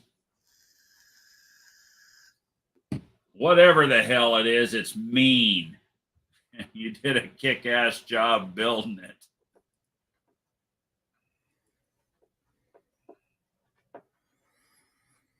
Is it a Magnum 360 or a LA? I think it's a Magnum. Yeah. Go watch his fucking videos. He's got a bunch of videos. I will. I'm not going to right now, though. I like watching his videos because he explains the shit out of everything he does. He makes good stuff.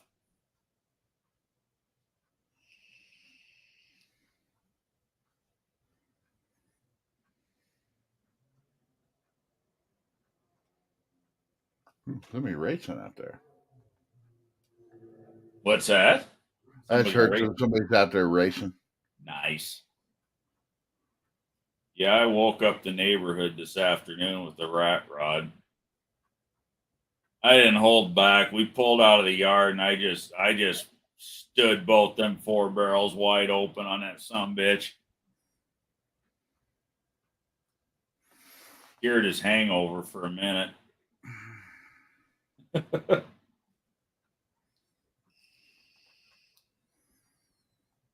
Oh, wait a minute. Did they make two-wheel? I guess they made two-wheel drive Dakotas, didn't they? Yeah. Durangos, you mean? Durangos. Yeah, I know they made two-wheel drive Dakotas. Yeah. Well, I guess it wouldn't be that bad. You just get all you have to do is swap the front end shit. Going Tuesday to visit Russell at Outfits, taking him some parts for his 402 C10. It's close to running now. Nice. Yeah, I can't wait to see that come together. I haven't been watching him, and I was one of his first. Who, Russell? Yeah, Yeah. I Yeah, don't there even know you what go, he's Brian. been It's a this Magnum year. block with LA heads. Oh, I need to talk to you. See, he was going to go to bed, but I insulted him. So now he's sticking around to get my ass back in line.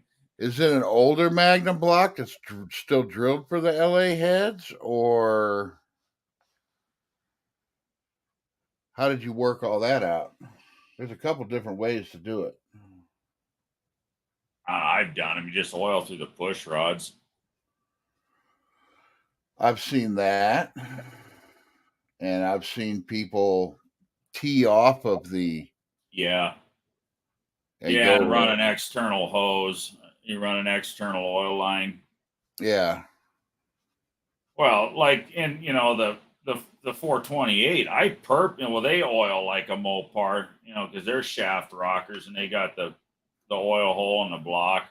But because all the radical valve train changes I did with it, I did away with that. I plugged the block, and that engine now oils through the push rods. But it's all aftermarket roller rockers and roller cam, roller lifters, and hydraulic, all that shit. well, I know. What's that company? I can't remember the name of the company, but they're I expensive. didn't know you could do LA heads on a Magnum block. That's it. Yeah, you can both ways. There's just a couple things you got to do. It's really not that difficult. I actually think the Magnum blocks are superior, but that's I just agree. me. I agree. I Well, think you stand a better chance of getting a good Magnum block than you do an LA block well, if they're you like newer. go to the junkyard or something. They're more plentiful now. Well, and the thing is, they were all run with the fuel injection. They were run they had a overdrive transmission behind them, so they never really turned over $2,000. And I don't know about that. I religiously wind my little 96 up till it hits the fucking limiter. most normal people only ran them to $2,000. Yeah, no, you're right. But I've pulled Magnums apart that had fucking 200,000 miles on them. You still see crosshatch in the cylinder. Oh yeah. Well, see, in the factory fuel injection was way lean. They run way lean. And that's another thing. I've never had a problem out of the factory fuel injection on a square body Dakota. Well, I never had a problem with it, but they err to the lean, is what I'm saying. So they're less apt to wear cylinder bores, cylinder walls. That's what I'm getting at. Yeah. Some of the earlier ones were actually pretty notorious for number 8 cylinder misfires because of it being lean. Believe me, if I could get another, I want a what is a 91 to 95 Dakota. That's what I want. Look at JB. If you got Damien's money, anything's possible.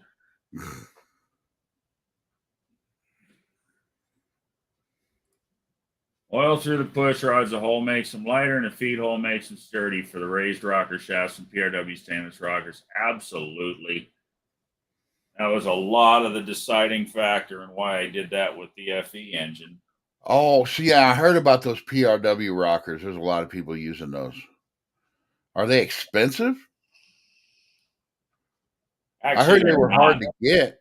They're not. I heard they were all on back compared orders. to some of the other shit out there. They're actually not that expensive. I didn't use the PRW rockers in the FE. I used they're Brent Lycan, his own design, but Harlan Sharp makes them for him. The rockers, but I put them on PRW shafts. Yeah, the Harlan Sharp rocker. Harlan Sharp makes a rocker that is made to where you could put the LA heads on a. Yeah, because they all do the push rods. Mm-hmm. Electromotoronic lean burn, yeah. Fuck that lean burn shit. Damien, can I borrow a couple bucks? Because I was actually thinking about going the other way with this 318 in the truck because I've got a couple of sets of Magnum heads. Magnum heads on LA block. That's Yeah. the way. That's the way I would do it. You plug the block and oil through the push rods. The If thing is though, I'd like but this is just going to be a driver, but I like the shaft mount rockers. I don't know why they went away from the shaft mount rockers. Well, you can do a T&D setup on the Magnums, but it's expensive. That's what we ran on our circle track engines when I was building 408s and racing in the dirt. We ran, well, they were Magnum 360 blocks and Hughes Prep Magnum heads. We were required to run iron heads, but we ran the T&D style, the two rockers on the individual shafts. You know what I'm talking about. But that was an expensive fucking setup. This was back in, I built those two 408s back in, what the hell was it? 2009, 2010, something like that. And back then, them damn rockers setup was like $1,000. But we were turning 7,500 RPM in the dirt all night long. That's why I went with that setup, because we kept breaking studs. We started out, with a stud mount rockers, and we kept breaking fucking studs off. It didn't like that constant 7,500 RPM abuse. Well, everybody complains about the Magnum heads cracking too, but I'm sorry. If you got a Magnum motor in something that's got miles on it, they're probably cracked, and you don't know the difference when you're driving it right now. Because where they crack, it doesn't affect anything at all. No, they like to crack between the valve seats, but it's usually underneath the seat. And every once in a while, you get one that cracks through the seats, and you end up with a misfire, and you got to fix it. I can see that, but everyone I've seen, I've got ones with some little hairline cracks in them, but like you said, it's underneath the seat. Yeah, they crack under the seats, and it will eventually, especially if you're going to try and get any real power out of it, it'll evolve into a problem. But for the daily driver, they usually don't affect much. All the Harlan Sharp is big money now. Damn, it's high. You bet your ass it is. Oh, yeah. Now, what heads are you using? I need to just watch your videos, but you're here now, and I'm asking questions. What heads are you using? First responder. Raised rocker assembly is about $1,500, and then the PRWs and the Smith Brothers push rods are good shit, and they're big money. I ended up going with Trend push rods in the 428, and those fucking things were $15 each, and they were off the shelf sizes. That is the only other thing I don't like about the Magnum heads is the way the bolts are. What bolts? The head bolts? No, the intake bolts. Oh, the intake bolts, yeah. I think I may have an idea for that, though.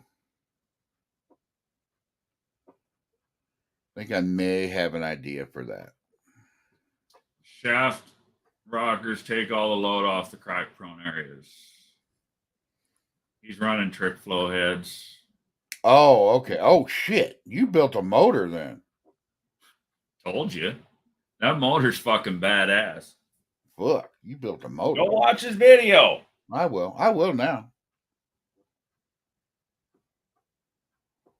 Hell, I didn't even know he was a Mopar guy. I just seen him around. I can't subscribe to everybody. Come on. I actually think I'm subscribed to him. I can't watch everybody. Well, see, that's where I've been at here lately. My damn watch later list is fuck. I think I got 400 damn videos in my watch later list, and that's what I end up doing. I don't even watch all the new shit when it comes out. At least my My page quit recommending fucking Derek, Who? Vice Grip Garage. Oh, I got so tired of seeing that guy. It's like he's a goddamn millionaire. He don't need my fucking. He doesn't do anything I like anymore. I like watching Derek. I just don't have time these days. I'm real picky. I watch Mopar shit. That's pretty much it. There's like one channel I think I watch. I watch Old Man's Garage. Yeah, Everybody I else like I that watch channel too. get Mopar or I just don't watch them. But I was that way when I was watching Uncle Tony. I still watch Uncle Tony too. But when he does Right. something that's not Mopar, I don't watch it. He don't do much. It ain't Mopar. You know what I used to be though? You remind me of me 20 years ago. I was that guy that if it wasn't a Mopar, it wasn't a car. If it wasn't a Harley, it wasn't a bike. And you know, I don't think that way, but it's just like I that's my mind is on what I do. right. So that's what I stick with. Over the years, I've had them all. I've played with them all. I've built them all. And I've had a hell of a lot of fun with them all. And I will always, my roots will always be Mopar. My go-to will always be a badass Mopar, period. But I do enjoy the other shit too. Oh, I was so happy the other day. We were driving back from the shop, and I saw a C3 Corvette in somebody's backyard, and I spun around and looked at it. My oldest son said, "Oh, I always liked those cars." I'm like, "Cool! I got a reason to build one now." Because I will build a C3 Corvette, but I don't think I can get in and out of one. Is the problem? Yeah, right me now, neither. That with makes all my two arthritis. of us. NSB hit the nail on the head. Keeping Yeah. up with everybody is impossible. We do the best we can. Yeah. I'll eventually get them all watched. I got to find another guest. Anybody want to be a guest tomorrow? What happened? You lost. He had a prior thing that he didn't realize his wife told him about. Ah, shit. Let's see if I can find somebody. If not, it'll just be a normal dick joke live all night. My roots are Chevy, says Big Block 402, but I have more Fords right now. I'm partial to the Coyote since it's way better than an LS engine. I agree with that. That Coyote's a mean bastard. No, not Old Man in the Shop. Old Man's Garage is who I watch. Yeah. I watch both of them. I watch Old Man in the Shop, too.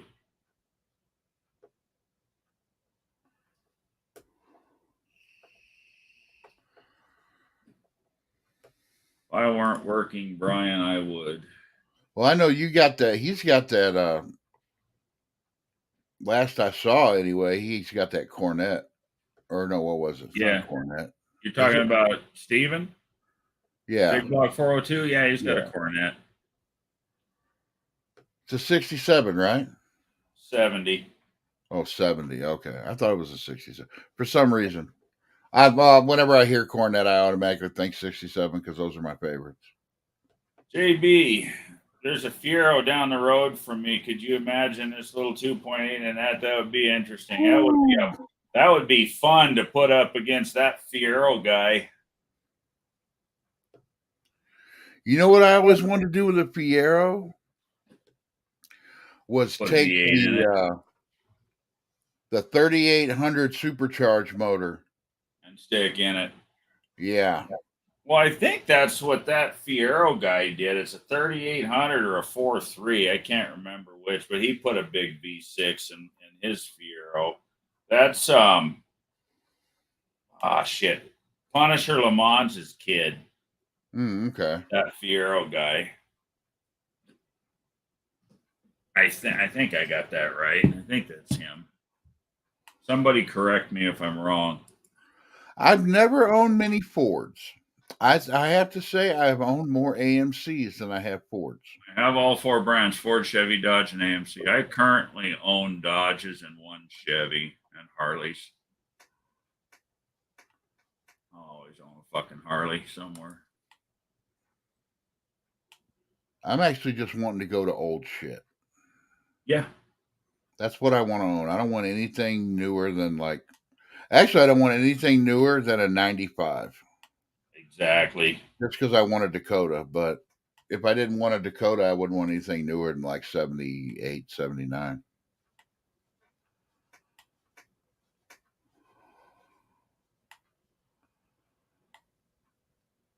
Oh, maybe I can find that.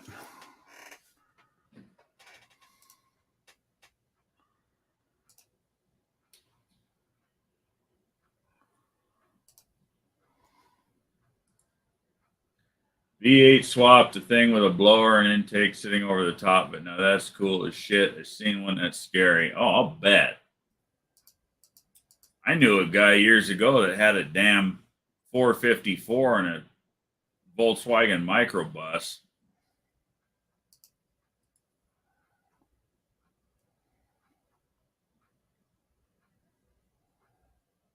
Yeah, okay, it is Ray's kid. Yep, yeah, the Fiero guy. I thought that was Ray's kid. Yeah, it's a supercharged 3800, right? Okay. So that's That's what a I mean thought. little motor. Yeah. Oh, it's funny. Me and my wife were just talking about those in the Grand Prix that they came stock in. I used to work on a lot of them, when they were new. I have a guy from New Mexico asking me about the Coronet right now. He has a 70B, the same color. Nice.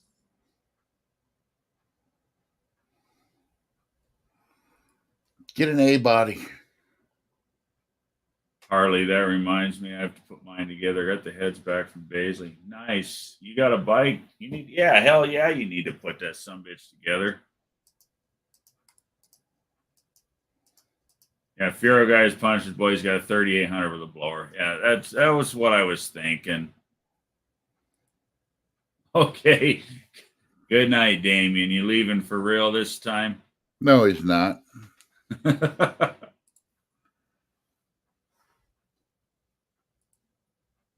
Now, this is an old picture. I helped this guy put this car together. And I actually owned one of these at one time, and I really want another one. Let me show you. He just came back and wanted to know if Dust Devil Garage is allergic to bee stings. Play the Durango. Okay, Damien, I will do that. I'll go look it up and I will share it in this live. Nice. That is what I want. 79 AMX. Those cars are so cool to me. Yeah. I owned one at one time. Dust Devil, I'm trying to get an A body off my brother now. Need to sell or trade the Coronet to make it happen. Well, I'm sure you find somebody that wants that Coronet. Especially for what he's asking for it. What are you asking for? Throw it out there. Hell. I saw it on I see posted on Facebook the other day. I forget what it was now, but it wasn't enough, I thought. Considering what they go for, what you see the shit going for all the time. I'm gonna go find Damien's video and throw it up in here.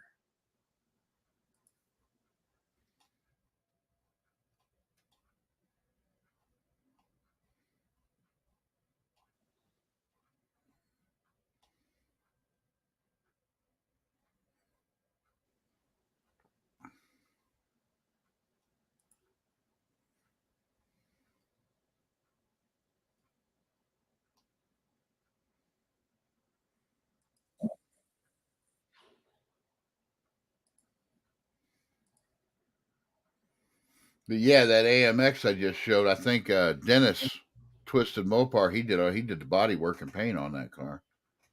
Did he? Yeah. That is one thing I absolutely fucking suck at is body work. I'm about as good at body work as I am drywall. The same thing happens. I suck at drywall too. That's why I hired help for this fucking project I just did.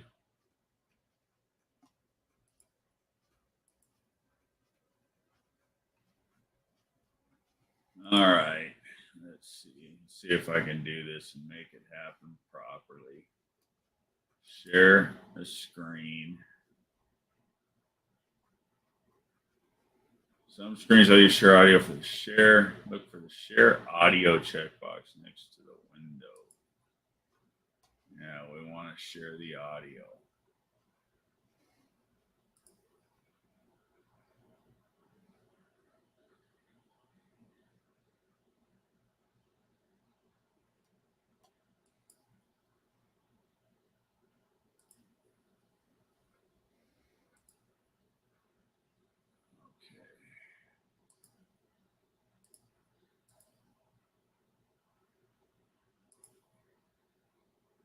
All right, here's Damien's 408 layout here.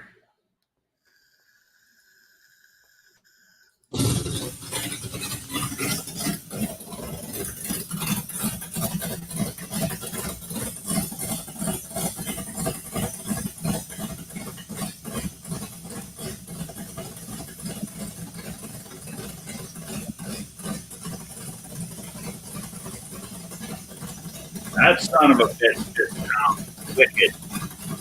Yeah.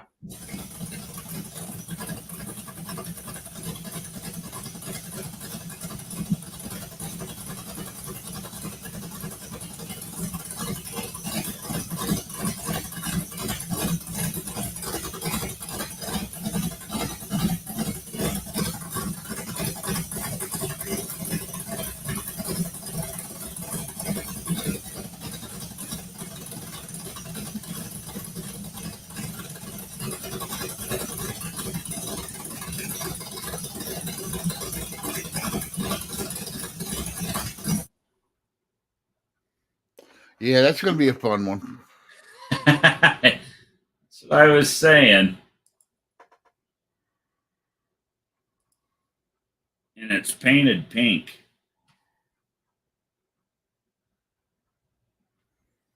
The motor is, or Yeah, the motor is. at least he didn't paint it orange.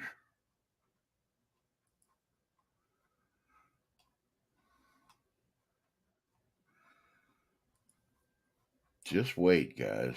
Just wait. But it's stock. It's not been balanced or anything. Not sure you can hit the RPMs to get it where it will get all the RPMs, rip them out of it. You talking about the 3800 and the Fiero there, JB?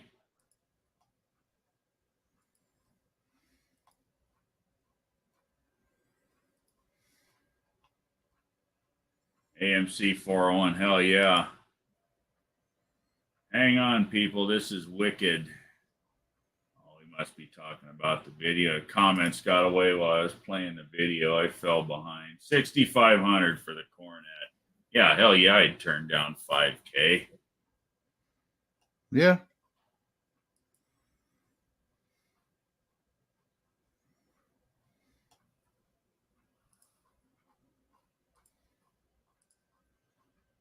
Video does not do that thing any justice. Yeah, I completely agree.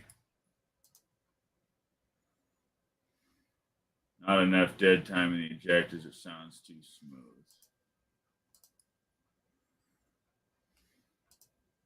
Well, you know, Damien kind of feminine. He's going to kick your ass. Pink lover. Yeah.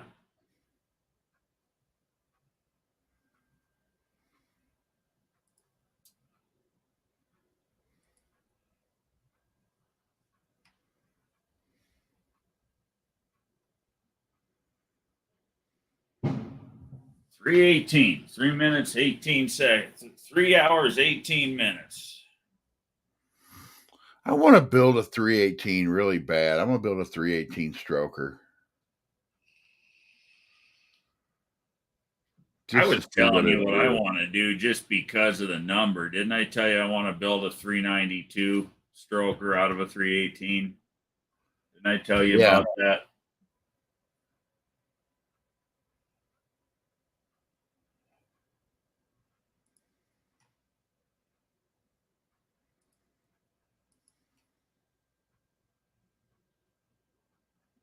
He's not here to defend himself. No, I've got a 318 in my Charger that I built the shit out of way back in the day, and it ain't the fastest thing in the world, but it's far from being a turd.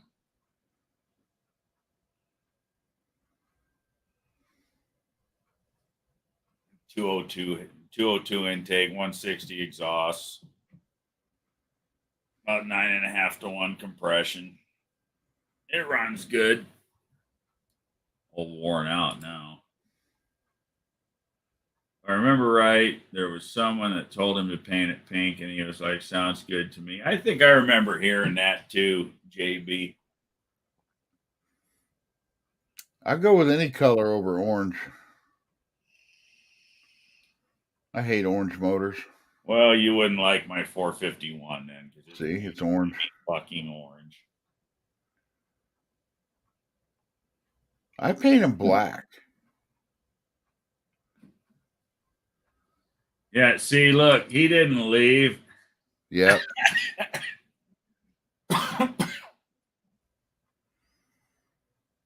You're exactly right. The dead time is not enough. I've been trying to get it to not sound like that. That was 900 RPM. Yeah, you're trying to get that. You're trying to smooth it out and make it a sleeper. Yeah, you thought Damien was gone. Here you are talking shit.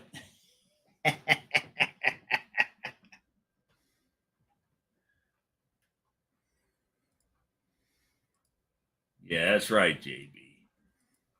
Did I ever tell you why I paint motors black? Has nothing to do with the whole cooling, whatever people say. It's because you put all these goodies on them. You Yep. put all your cool stuff on there, and a black motor shows off when it's sitting in the engine bay. It's just like the block goes away with the rest of what's underneath there, and all you see is the good stuff, and it just shows off the good stuff better. I don't know. I think my 451 is absolutely fucking gorgeous, but you know that's just me. I'm biased. It's mine. Well, yeah, and if people like what they like. The block is orange, and the rest of it is aluminum. And I got the wrinkle finish Mopar Performance aluminum valve covers on it. The black ones with the polished fins and the polished or the bare aluminum Mopar. You know the ones. Yeah. That's all right though. Just about from now on. Well, maybe not the next video, but once I actually start doing stuff to that truck and buying parts and stuff for it, that whole truck series is going to be made to trigger people. Is it? Oh yeah.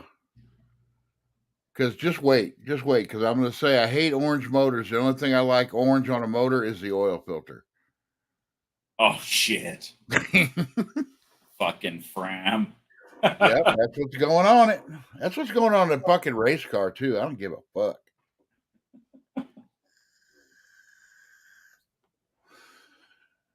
There's gonna be so many comments on those videos that. Oh yeah, Fram got a shitty rap a long time ago, and I actually think they've cleaned up their act. But I'm a Wix guy myself.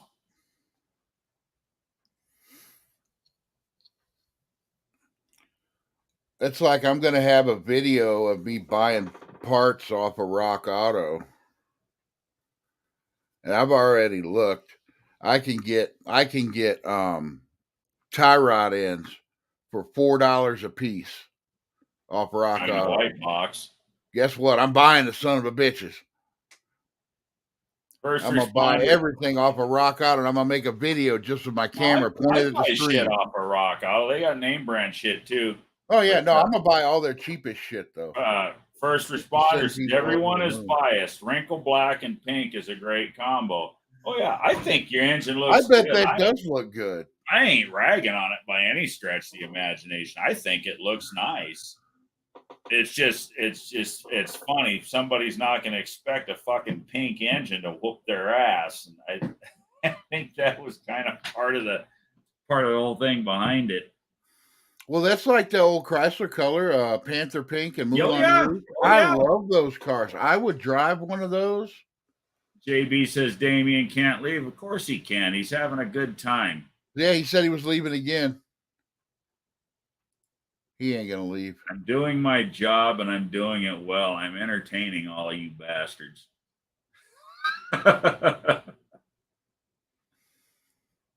I've never had a bad experience with a Fram oil filter. Neither have I. I have had a bad experience with Champion spark plugs, though. Oh, that's the other thing that's going in that thing. The thing is, the old Champion spark plugs from like when I was younger, that's all you ran in a Mopar. Oh yeah. That's what That's they all wanted. that's all I ever ran in the damn things, but let's see, Damien. JB, I'm gonna chain your truck to my bumper so you can go faster in the 8. That shit's funny.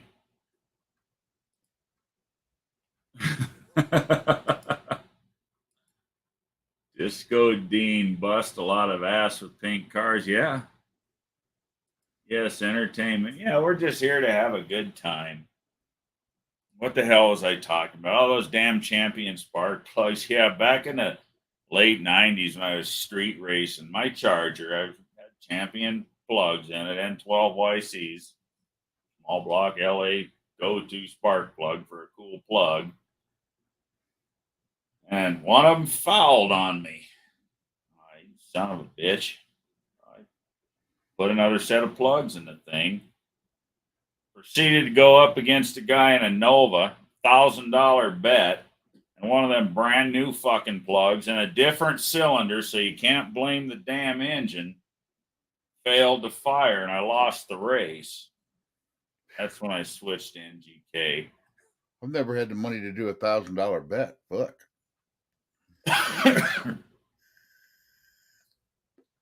Well, things were a little better back then. We had FLA1 on the Dart when we first fired up, but we had the high pressure spring in the oil pump, so it shot to the ceiling. That was before we were doing YouTube. Yeah, I've got the high pressure spring in the 451 too, and I'm actually contemplating taking it out because that son of a bitch likes to run. When I fire it up, and it's got 1030 in it, still got the 1030 break-in oil in it, but when I fire that son of a bitch up cold, it hits about 95 at idle. Once it warms up, it hangs out around 75, and it'll hit 90 when you snap the throttle. All right, shit.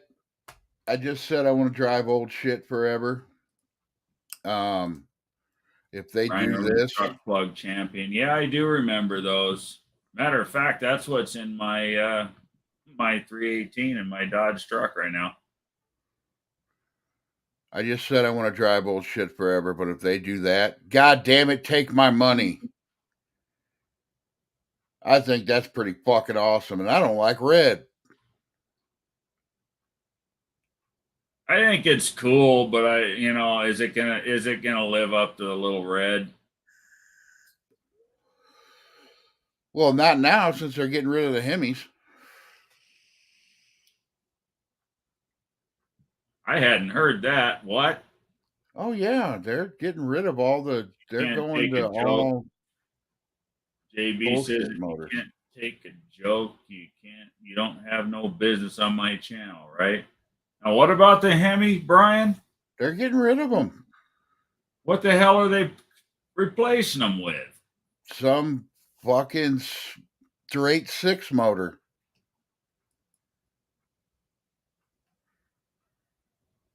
But no, imagine that with a Hellcat motor in it. Yeah, that'd be cool. That'd be a bad motherfucker. I would. Oh God, I'd love that. I'd rather just Oh, get me a everything. 78 step side and build me a clone. That's what I was thinking about doing with this truck, but I don't know. I know I want to get a step side bed for it though. I am doing that. I don't care if it stays ratty. That bed's coming off, and I'm finding a step side bed, and I'll paint it ratty too. Yeah, we took it out and put the regular spring in it. We were at about 125 with a high pressure, not with the standard. We were at about 85 cold and 60 hot. Yeah, now see, that's all right.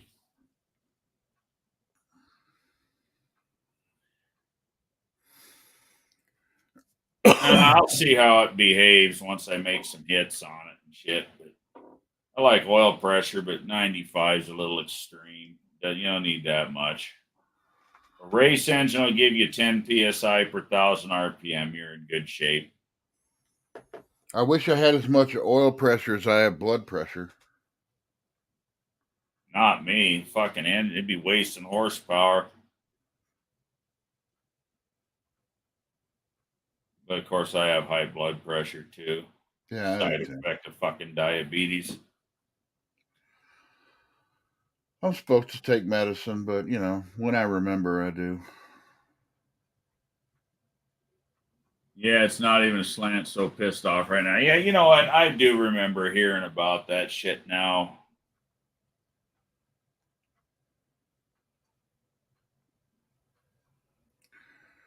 Well, they were the first ones to jump on that damn woke bandwagon too, of the electric bullshit. Remember, and their stupid speaker on the back end of it that made it sound like it had an exhaust. Yeah. What a joke.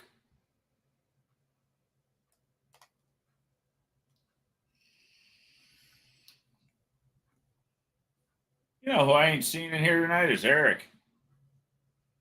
Yeah, I wonder what he's doing. Probably stamping out fucking metal plates like his ass is on fire and his head's catching. Hopefully. Like I said, he needs to sell all of those. He needs to sell them to everybody who can buy one needs to buy one so he can come to No Name. Tell you what, if I had one of them Mopars, I'd have one in it. That's yeah. Sure. No way in hell I'd be without it. They're too fucking easy to steal. I mean, the V6 Charger I had, I wasn't that worried about. You know what? It'd be the shits though, and I wouldn't put it. I hope he's got a patent on those things because I wouldn't. He does. I wouldn't put it past fucking Chrysler Corporation to start to change up their design or start trying to take that idea. Well, the thing is, though, they've made so many of those cars that actually that are already out there in the wild. Yeah. But that's just the kind of shit that big corporation would do. Damn it. No, what he really needs, I hate to say it, but if I was in his shoes, I'd be begging for some big corporation to buy me out. Yeah, that's no lie. He could sell that. He's on to something. He could sell that for a lot of money. Well, guys, I got to go. I'll be mowing all day tomorrow. Next video on mine is getting the trans ready to go in the truck. You guys have a great night. Thanks for being here, brother. Thanks for coming in the live earlier, too. I may do a car show video up at this place or something, but I don't know. Car show videos don't seem to do real well. Yeah, shit up here. There's only a couple of car shows a freaking year. I wish the damn swap meet video. I wish I could do a swap meet video that would work. You know what does work though is if you go to a swap meet and score and then show what you got, you get a lot of your haul videos. But you know what? Junk Car Willie has made one hell of a channel out of doing car shows and featuring certain cars and wrecking yard videos and shit like that. He's made a damn good channel for himself doing that content. Because I love going to swap meets, and you can Yeah. get a shit, just awesome fucking deals. And it fits with my whole fucking channel because you don't have to spend fucking millions of dollars if you just buy the right shit at the swap meet. Well, here's Damien with another good point, as usual. And he is right. Before you do see inline six, remember primary, secondary balances cancel out. The mains don't experience torsional flex and last forever. It will also be a turbo. Remember the 2JZ? That thing was a mean bastard. Well, Yeah. and you want to talk about the 6-cylinder? Look at the Nelsons. What they do with those damn GM 6-cylinders. Oh, I'd much rather see people build those in slant sixes because I've never seen anybody build an actually really fast slant six. Well, the geometry in a slant six is Yeah, it's not. So I don't know why people are constantly trying to make it what it's not. But it's not that it's a bad engine, because it's not. But it's no, just, they're awesome it's engines not, for what they're made for. it's not meant to be a high revving powerhouse. If you want something to drive cross country in, fuck yeah, slant six, because it ain't gonna break and it ain't gonna get bad Right. fuel mileage.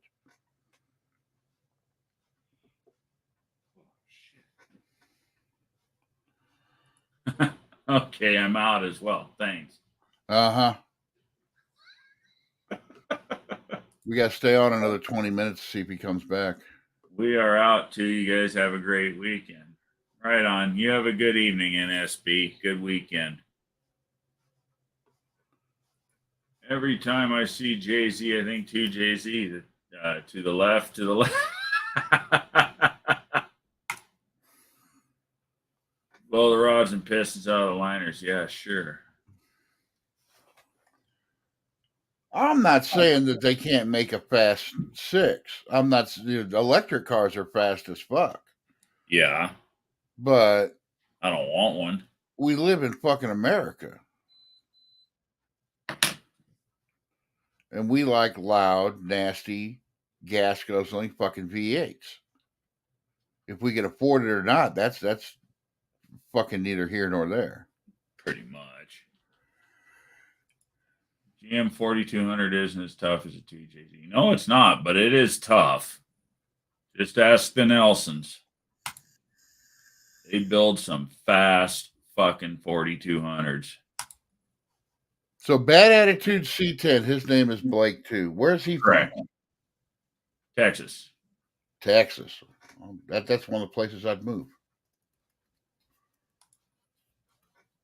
Don't snow down Yeah, there. he's a cool dude too. He sent me a bunch of cool shit.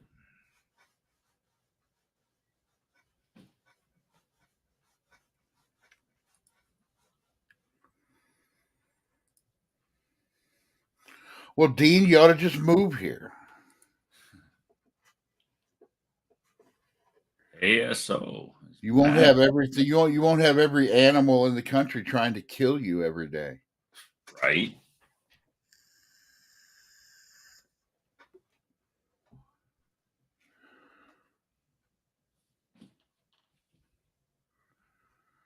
What's up, ASO?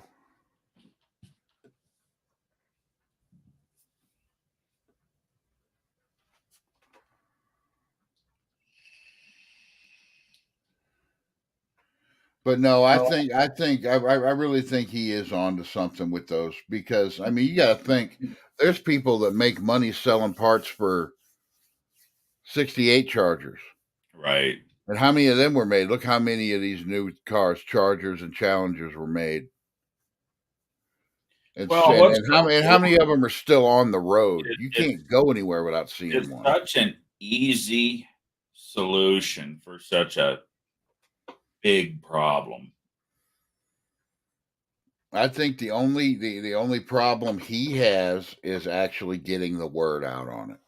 Getting it to market. If the word was out, that's going to change with SEMA for him, I think. Mm-hmm. SEMA's a big deal, especially for shit like that. Yeah.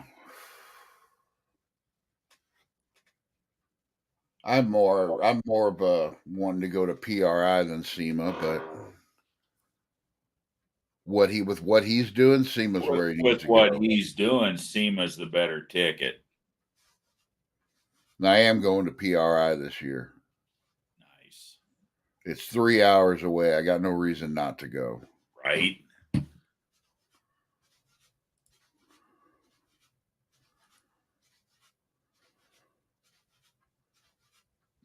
I'm not sure if the USA has enough Prozac to cope with me.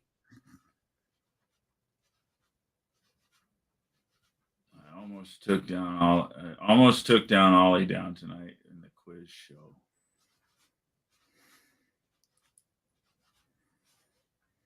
Is that what all us Americans think about down under? What every animal and insect is trying to kill you? They have spiders the size of your head. Fuck that. I hate fucking spiders. Nothing pisses me off more than I get up in the morning, I got me a fresh cup of coffee, and I step out on the front porch and I walk right through a fucking spider web. I hate that shit.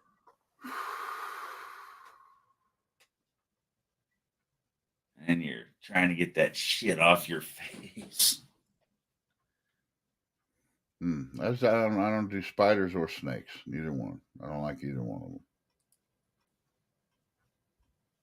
All the fucktards pushing the electric shit. Yep. I'm still not 100% against electric. For getting me back and forth to work, I wouldn't mind it. And I still say once the technology gets there, self-driving will change a lot of things. I don't want shit to do with self-driving shit. I don't I trust love it. I fucking love it. All I got to do I is like the idea of it, but I don't trust it. yeah. I don't trust it, and less than trusting it, I don't trust the asshole that's trying to hack it.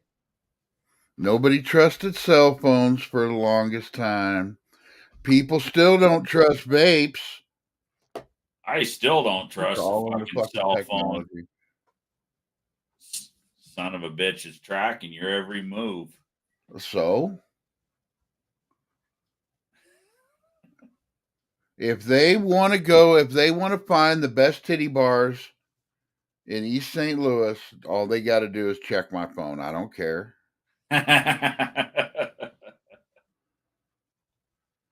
Same thing everybody said about the internet. Oh, you go on the internet, they're going to track everything you do. Yeah, if they And want they to watch do. that much midget porn, they can track everything I want to do. They are brain-eating spiders, Dust Devil. They only go hungry in Australia. That's funny. ASO says, I'm hungry, Dean.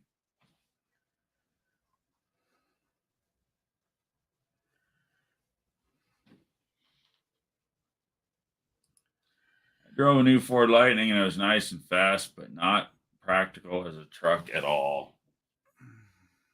Yeah, a lot of these new trucks ain't very practical as a truck.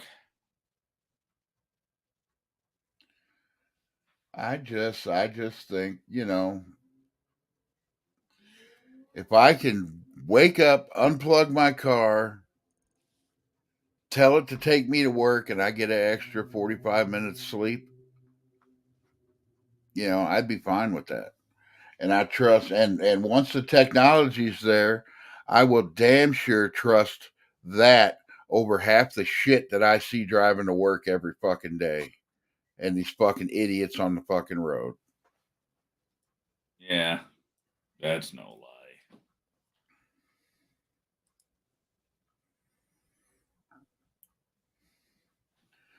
But as far as drag racing and motorsports in general, no. Because over half the excitement is hearing. Oh, yeah. In just about every motorsport there is, the sound is over half the excitement. The sound and the feel, and you just Oh, don't you're get that damn with an right. electric vehicle. Yeah, you can go fast, but it's not all about going fast.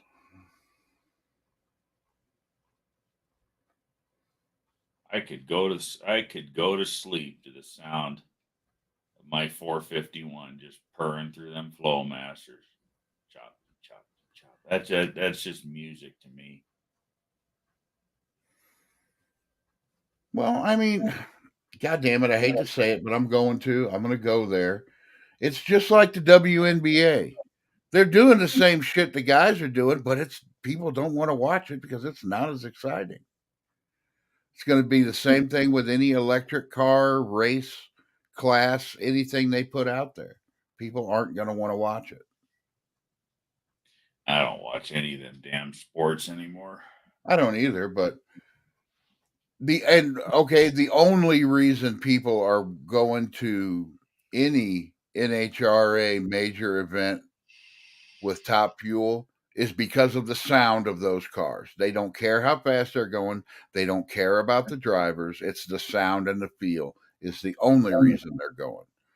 And if anybody says anything different, I will call you a liar. Well, Dean Stevenson, he's got a good point. Drink and not driving home drunk. Bars and drinking till 3 a.m. will become popular again.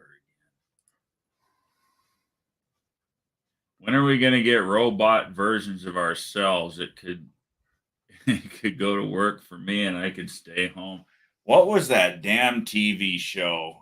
Westworld. Any of you guys ever watch that show, Westworld? I've heard about it though. That's what they were. They were fucking robots, robot clones of humans. So there you go, Blake. In that show that exists.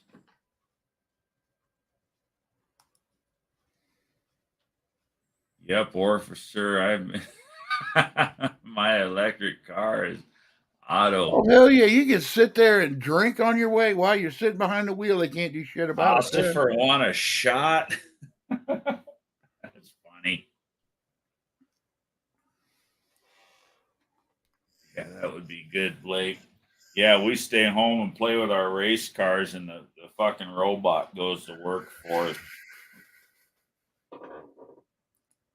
All I can say is here in Texas, the GPS shit goes haywire all the time due to construction. What the hell is an electric car going to do when it decides to take an exit that's closed or isn't even there? Yeah. That's why that's why the technology has to be there. I'm not saying it's there now. I'm just saying it will be there. Yeah, that's why the thing has to have cameras and shit on it and be smart enough to know what the fuck it's doing. But yeah, it's the same way around here. Bad attitude, Blake. Fucking construction all the time and shit changes. But then I've heard whenever I said this before, somebody said, "Well, what about when a GPS tells you to turn right off of a bridge?" You know what? They don't do that. The changing I can understand, but no, a GPS is not going to tell you to turn left right off of a bridge. Believe me, I had a job where I relied on the GPS every day of my life because I inspected HUD houses. So I had to have my GPS every day to go out, and I never had one tell me to turn off into a bridge. Now I have had them tell me to get off on exits that weren't there. Right. ASO says I need 3 of me in robots.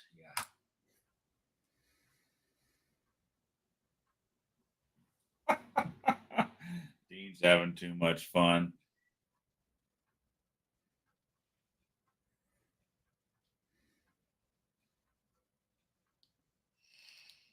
Hell, it's like right now, commercial, like office buildings, they can't keep office buildings now. I mean, they can't rent them out because everybody's wanting to work from home now. And there's companies that don't want people working from home, but there ain't no other way they can hire people. ASO says I still read maps. Yeah, shit like that keeps you smart. That's the other thing. That's why a lot of these people these days are so fucking stupid. They're too reliant upon the technology. They don't bother to learn anything. If something happened, and some catastrophic bullshit happened, and we had some sort of major attack or shutdown or a EMP attack or something, half these people would be fucked.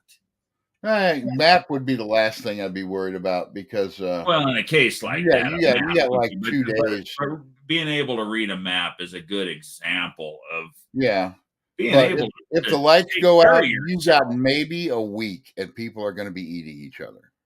Yeah. But I can read a map, but just like I can drive a stick, I choose not to. But if I ever had to, I could. Later, Blake.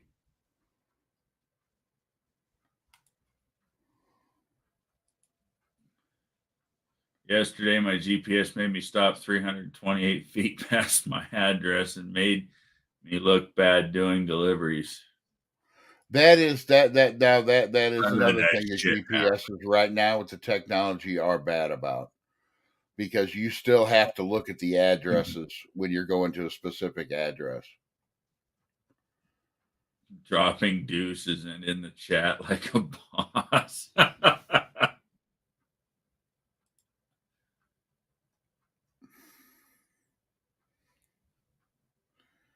My wife's friend still reads tea leaves. I am not saying the technology is here. I'm saying it will get here. MapQuest will take you an hour away from where you're going. MapQuest straight up sucks. That is one that never did evolve. It was one of the first, and it never did evolve. Google Maps is pretty good. Pretty good. Pretty good. I haven't had that much problem with the GPS on my phone. Oh, yeah. I remember printing off pages of maps for MapQuest for your road trip. Yeah. Mm-hmm. Or just looking at a good old fashioned atlas. Oh, I've done all of it. I'm 50 years old. I was still around before this shit came out. Oh, yeah. We're the ones that might actually be able to survive some sort of major bullshit.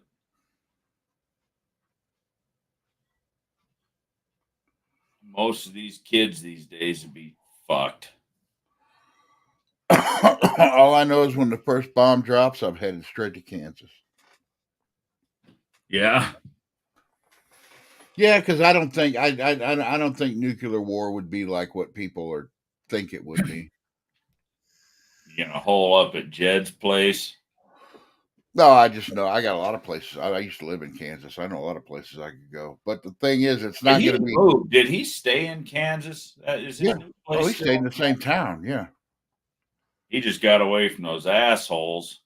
Yeah, and they got like 5 acres now. Oh, I know that place is, from what I've seen in his videos, is badass. I'll let you know. I'll be headed out there in a couple weeks. But yeah, everybody acts like nuclear war. They're gonna fire all their missiles and we're gonna fire all of ours. Well, that's not how war works. They're gonna fire one, hit a major city, then we're gonna fire one and hit a major city, and it's gonna go tit for tat like that till somebody quits. And it's gonna start on the edge and work its way in. That's why I'm going to Kansas, because it's right in the fucking middle. ASO is headed to bed. Got to do some work tomorrow. Good night, bro.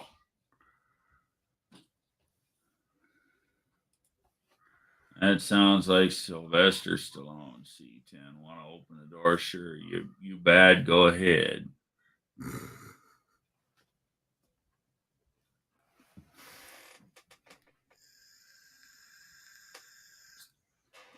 Yeah, shit hits the fan. I'll stay close to wherever the hell I'm already at. But if I don't know you're coming, you probably ain't gonna live very far past the fucking property line. Well, if I go to Kansas, I probably would stop at Jed because he owns a lot more guns than I do. He's got extras. Well, and the other thing is, like, I got a buddy he's got a fuck ton full of guns, but he ain't got no ammo for the damn things. Well, what the hell's the point? What are you gonna do? Beat him with it? Oh, I've seen Jed's ammo stash too, and it's Well, not. I wasn't saying Jed didn't have any Yeah. ammo. I'm just saying there's a lot of guys that have a bunch of guns and they ain't got no fucking ammo for them. Well, for a while it was fucking expensive. Still is, but doesn't matter what it costs. Why why bother to have the gun if you ain't got the ammo? Yeah. Well, and just Like like having you're a big saying, though, rock guns and are no only gonna. gasoline.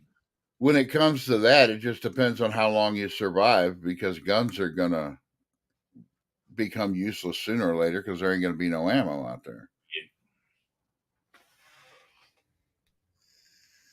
Unless you got a reloading rig. Then you just use big sticks and beat the shit out of people with them,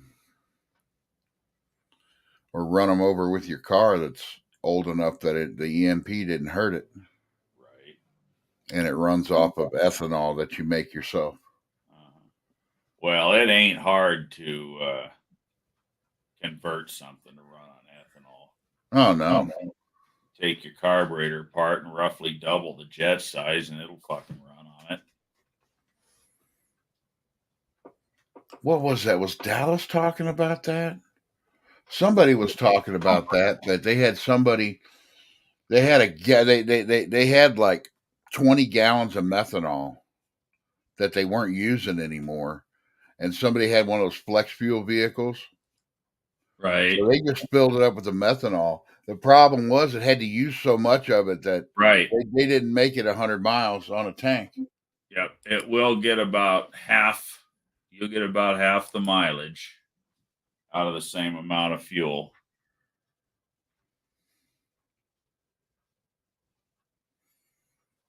But, in a situation like that, I doubt we'd be driving 300 miles at a time.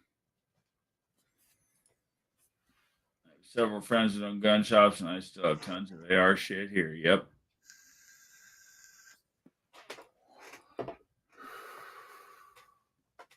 That's why people reload. Exactly. That's what I was saying. You gotta have ammo, but you gotta be able to load your own, because it's and the other thing is, as the shit starts to fall and people start to go down, there's gonna be stores of ammo that you can go collect.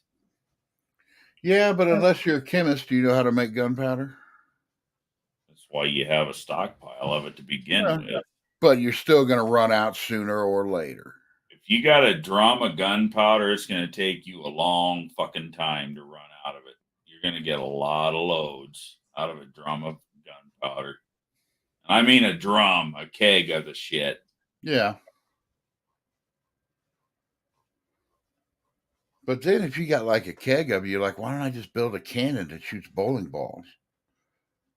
Well, that would be wasteful. That's what I want to do. I want to build a cannon that shoots bowling balls. I think that'd be fucking awesome. That would be fun, but when you're in a land dog eat dog, that would be extremely wasteful. That wouldn't be something you would do when it's dog eat dog. That would be something you would do now because it's fun. Yeah, but they made cannons for a reason back in the day. If you got somebody coming at you with killdozers, yeah, and who in this channel, given the right amount of fucking tools, couldn't build a fucking killdozer? Any one of us could. Yeah.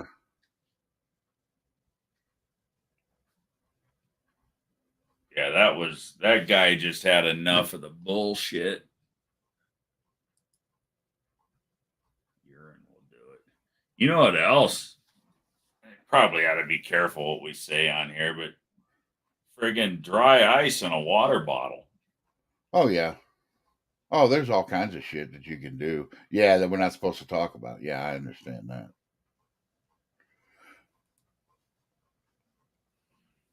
There's plenty of ways to defend yourself. Oh, if we could do whatever we want on you and put it up on YouTube, oh, I could make some shit. But I've got plenty of it. I shouldn't say I got plenty. I have a lot of ammunition for my weapons. I don't have any reload shit. I don't have a reload rig, and that's shit that I want to get. That's shit that I want to acquire because of exactly what we're talking about. I have a lot, but it will eventually be gone. Yeah. And at some point, you just got to learn to beat people with a big stick. Yeah. You know, and worse than coming up with the powder and primers and bullets themselves. Primers would probably be the big one. Would be hard to come up with. That's why you want a good store of them. Thousands and thousands of the fucking things. But above all that, what you really want is a good store of food and nobody else to know about it. Right. Because as soon as somebody finds out about it, you're a target. That's when you got to have the guns.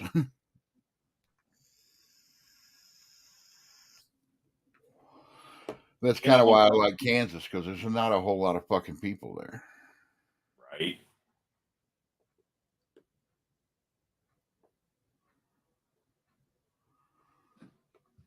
And I wish this guy would ship this tunnel ram. I'd buy it. The small block Mopar tunnel ram for $400.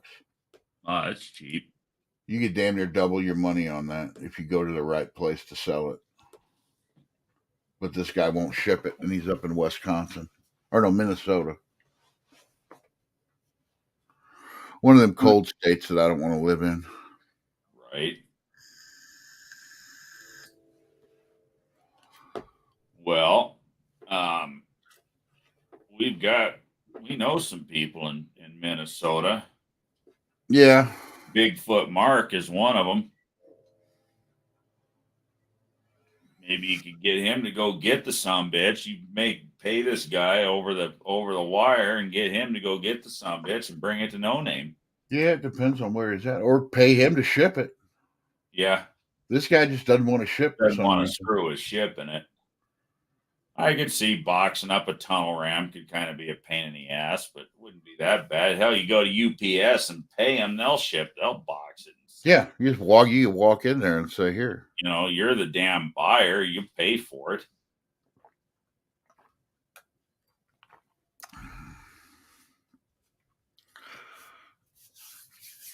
Zombies. Zombies would be so much fun. Zombies? Yeah. Walking Dead. Did you watch Walking Dead? Oh, yeah. I watched it till they killed off Carl. Yeah. Yeah, that shit pissed me off.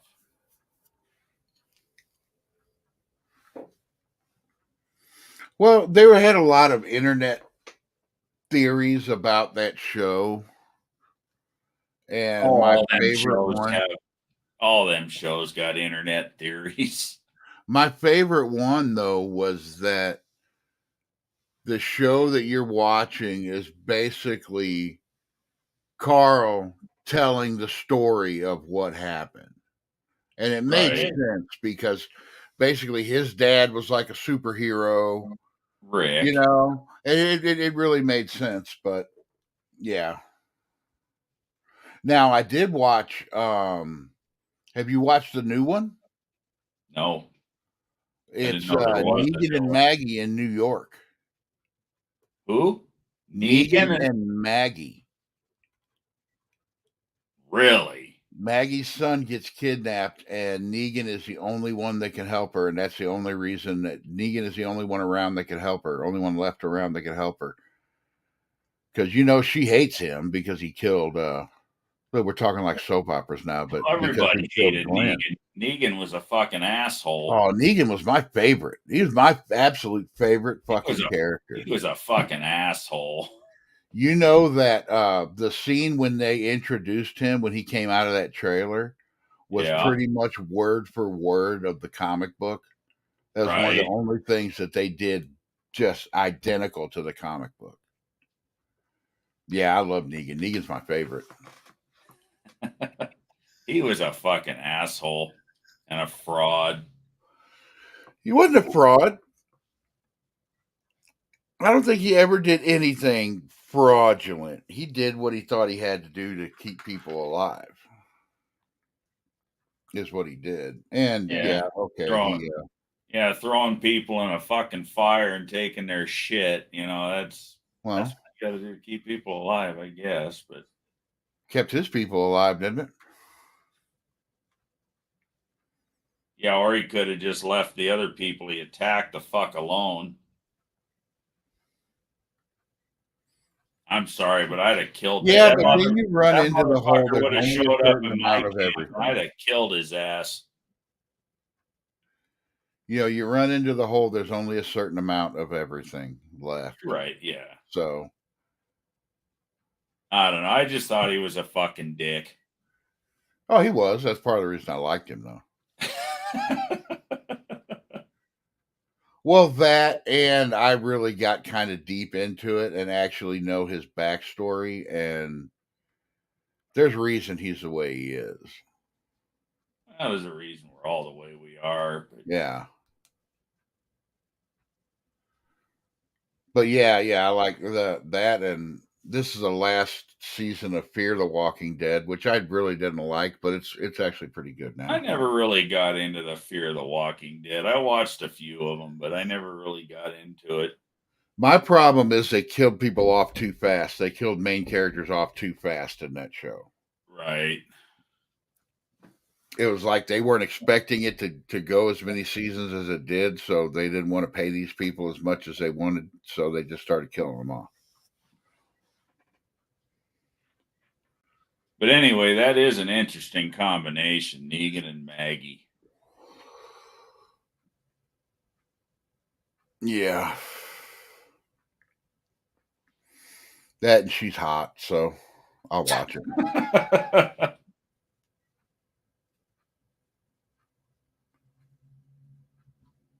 She reminds me of a girl I had a crush on when I was younger, so. Oh, that's too funny. How many people we got watching? 6. 6. Well, it's 11 o'clock here, so what is it? Oh, that's 1 a.m. here. I was getting ready to jump off here. We started talking about zombies. I want to play my zombie killing video game. Yeah, I keep fucking yawning. It's been a long week. Shut her down. Mine hadn't been a long week at work. I worked a whole 2 days, but everything leading up to it, Jesus, last weekend, I was on like 5 different lives. I was on a live like every night from Thursday till Sunday. Wow. I mean, it was fun. I didn't get a whole lot done, but it was still fun. You know? Right. Well, the lives are fun. All right, I'm gonna jump off here. Yeah, it's 11 o'clock here. 4 hours, 7 minutes. We didn't set no records, but Yeah, we'll set records one later. After No Name. At No Name. Right. Yeah, all righty. I'll talk to you later. All right, man. Night, everybody. Thank everybody for being here. I think I'm going to go ahead and shut it down. Appreciate everybody participating. We'll see you next week. Later.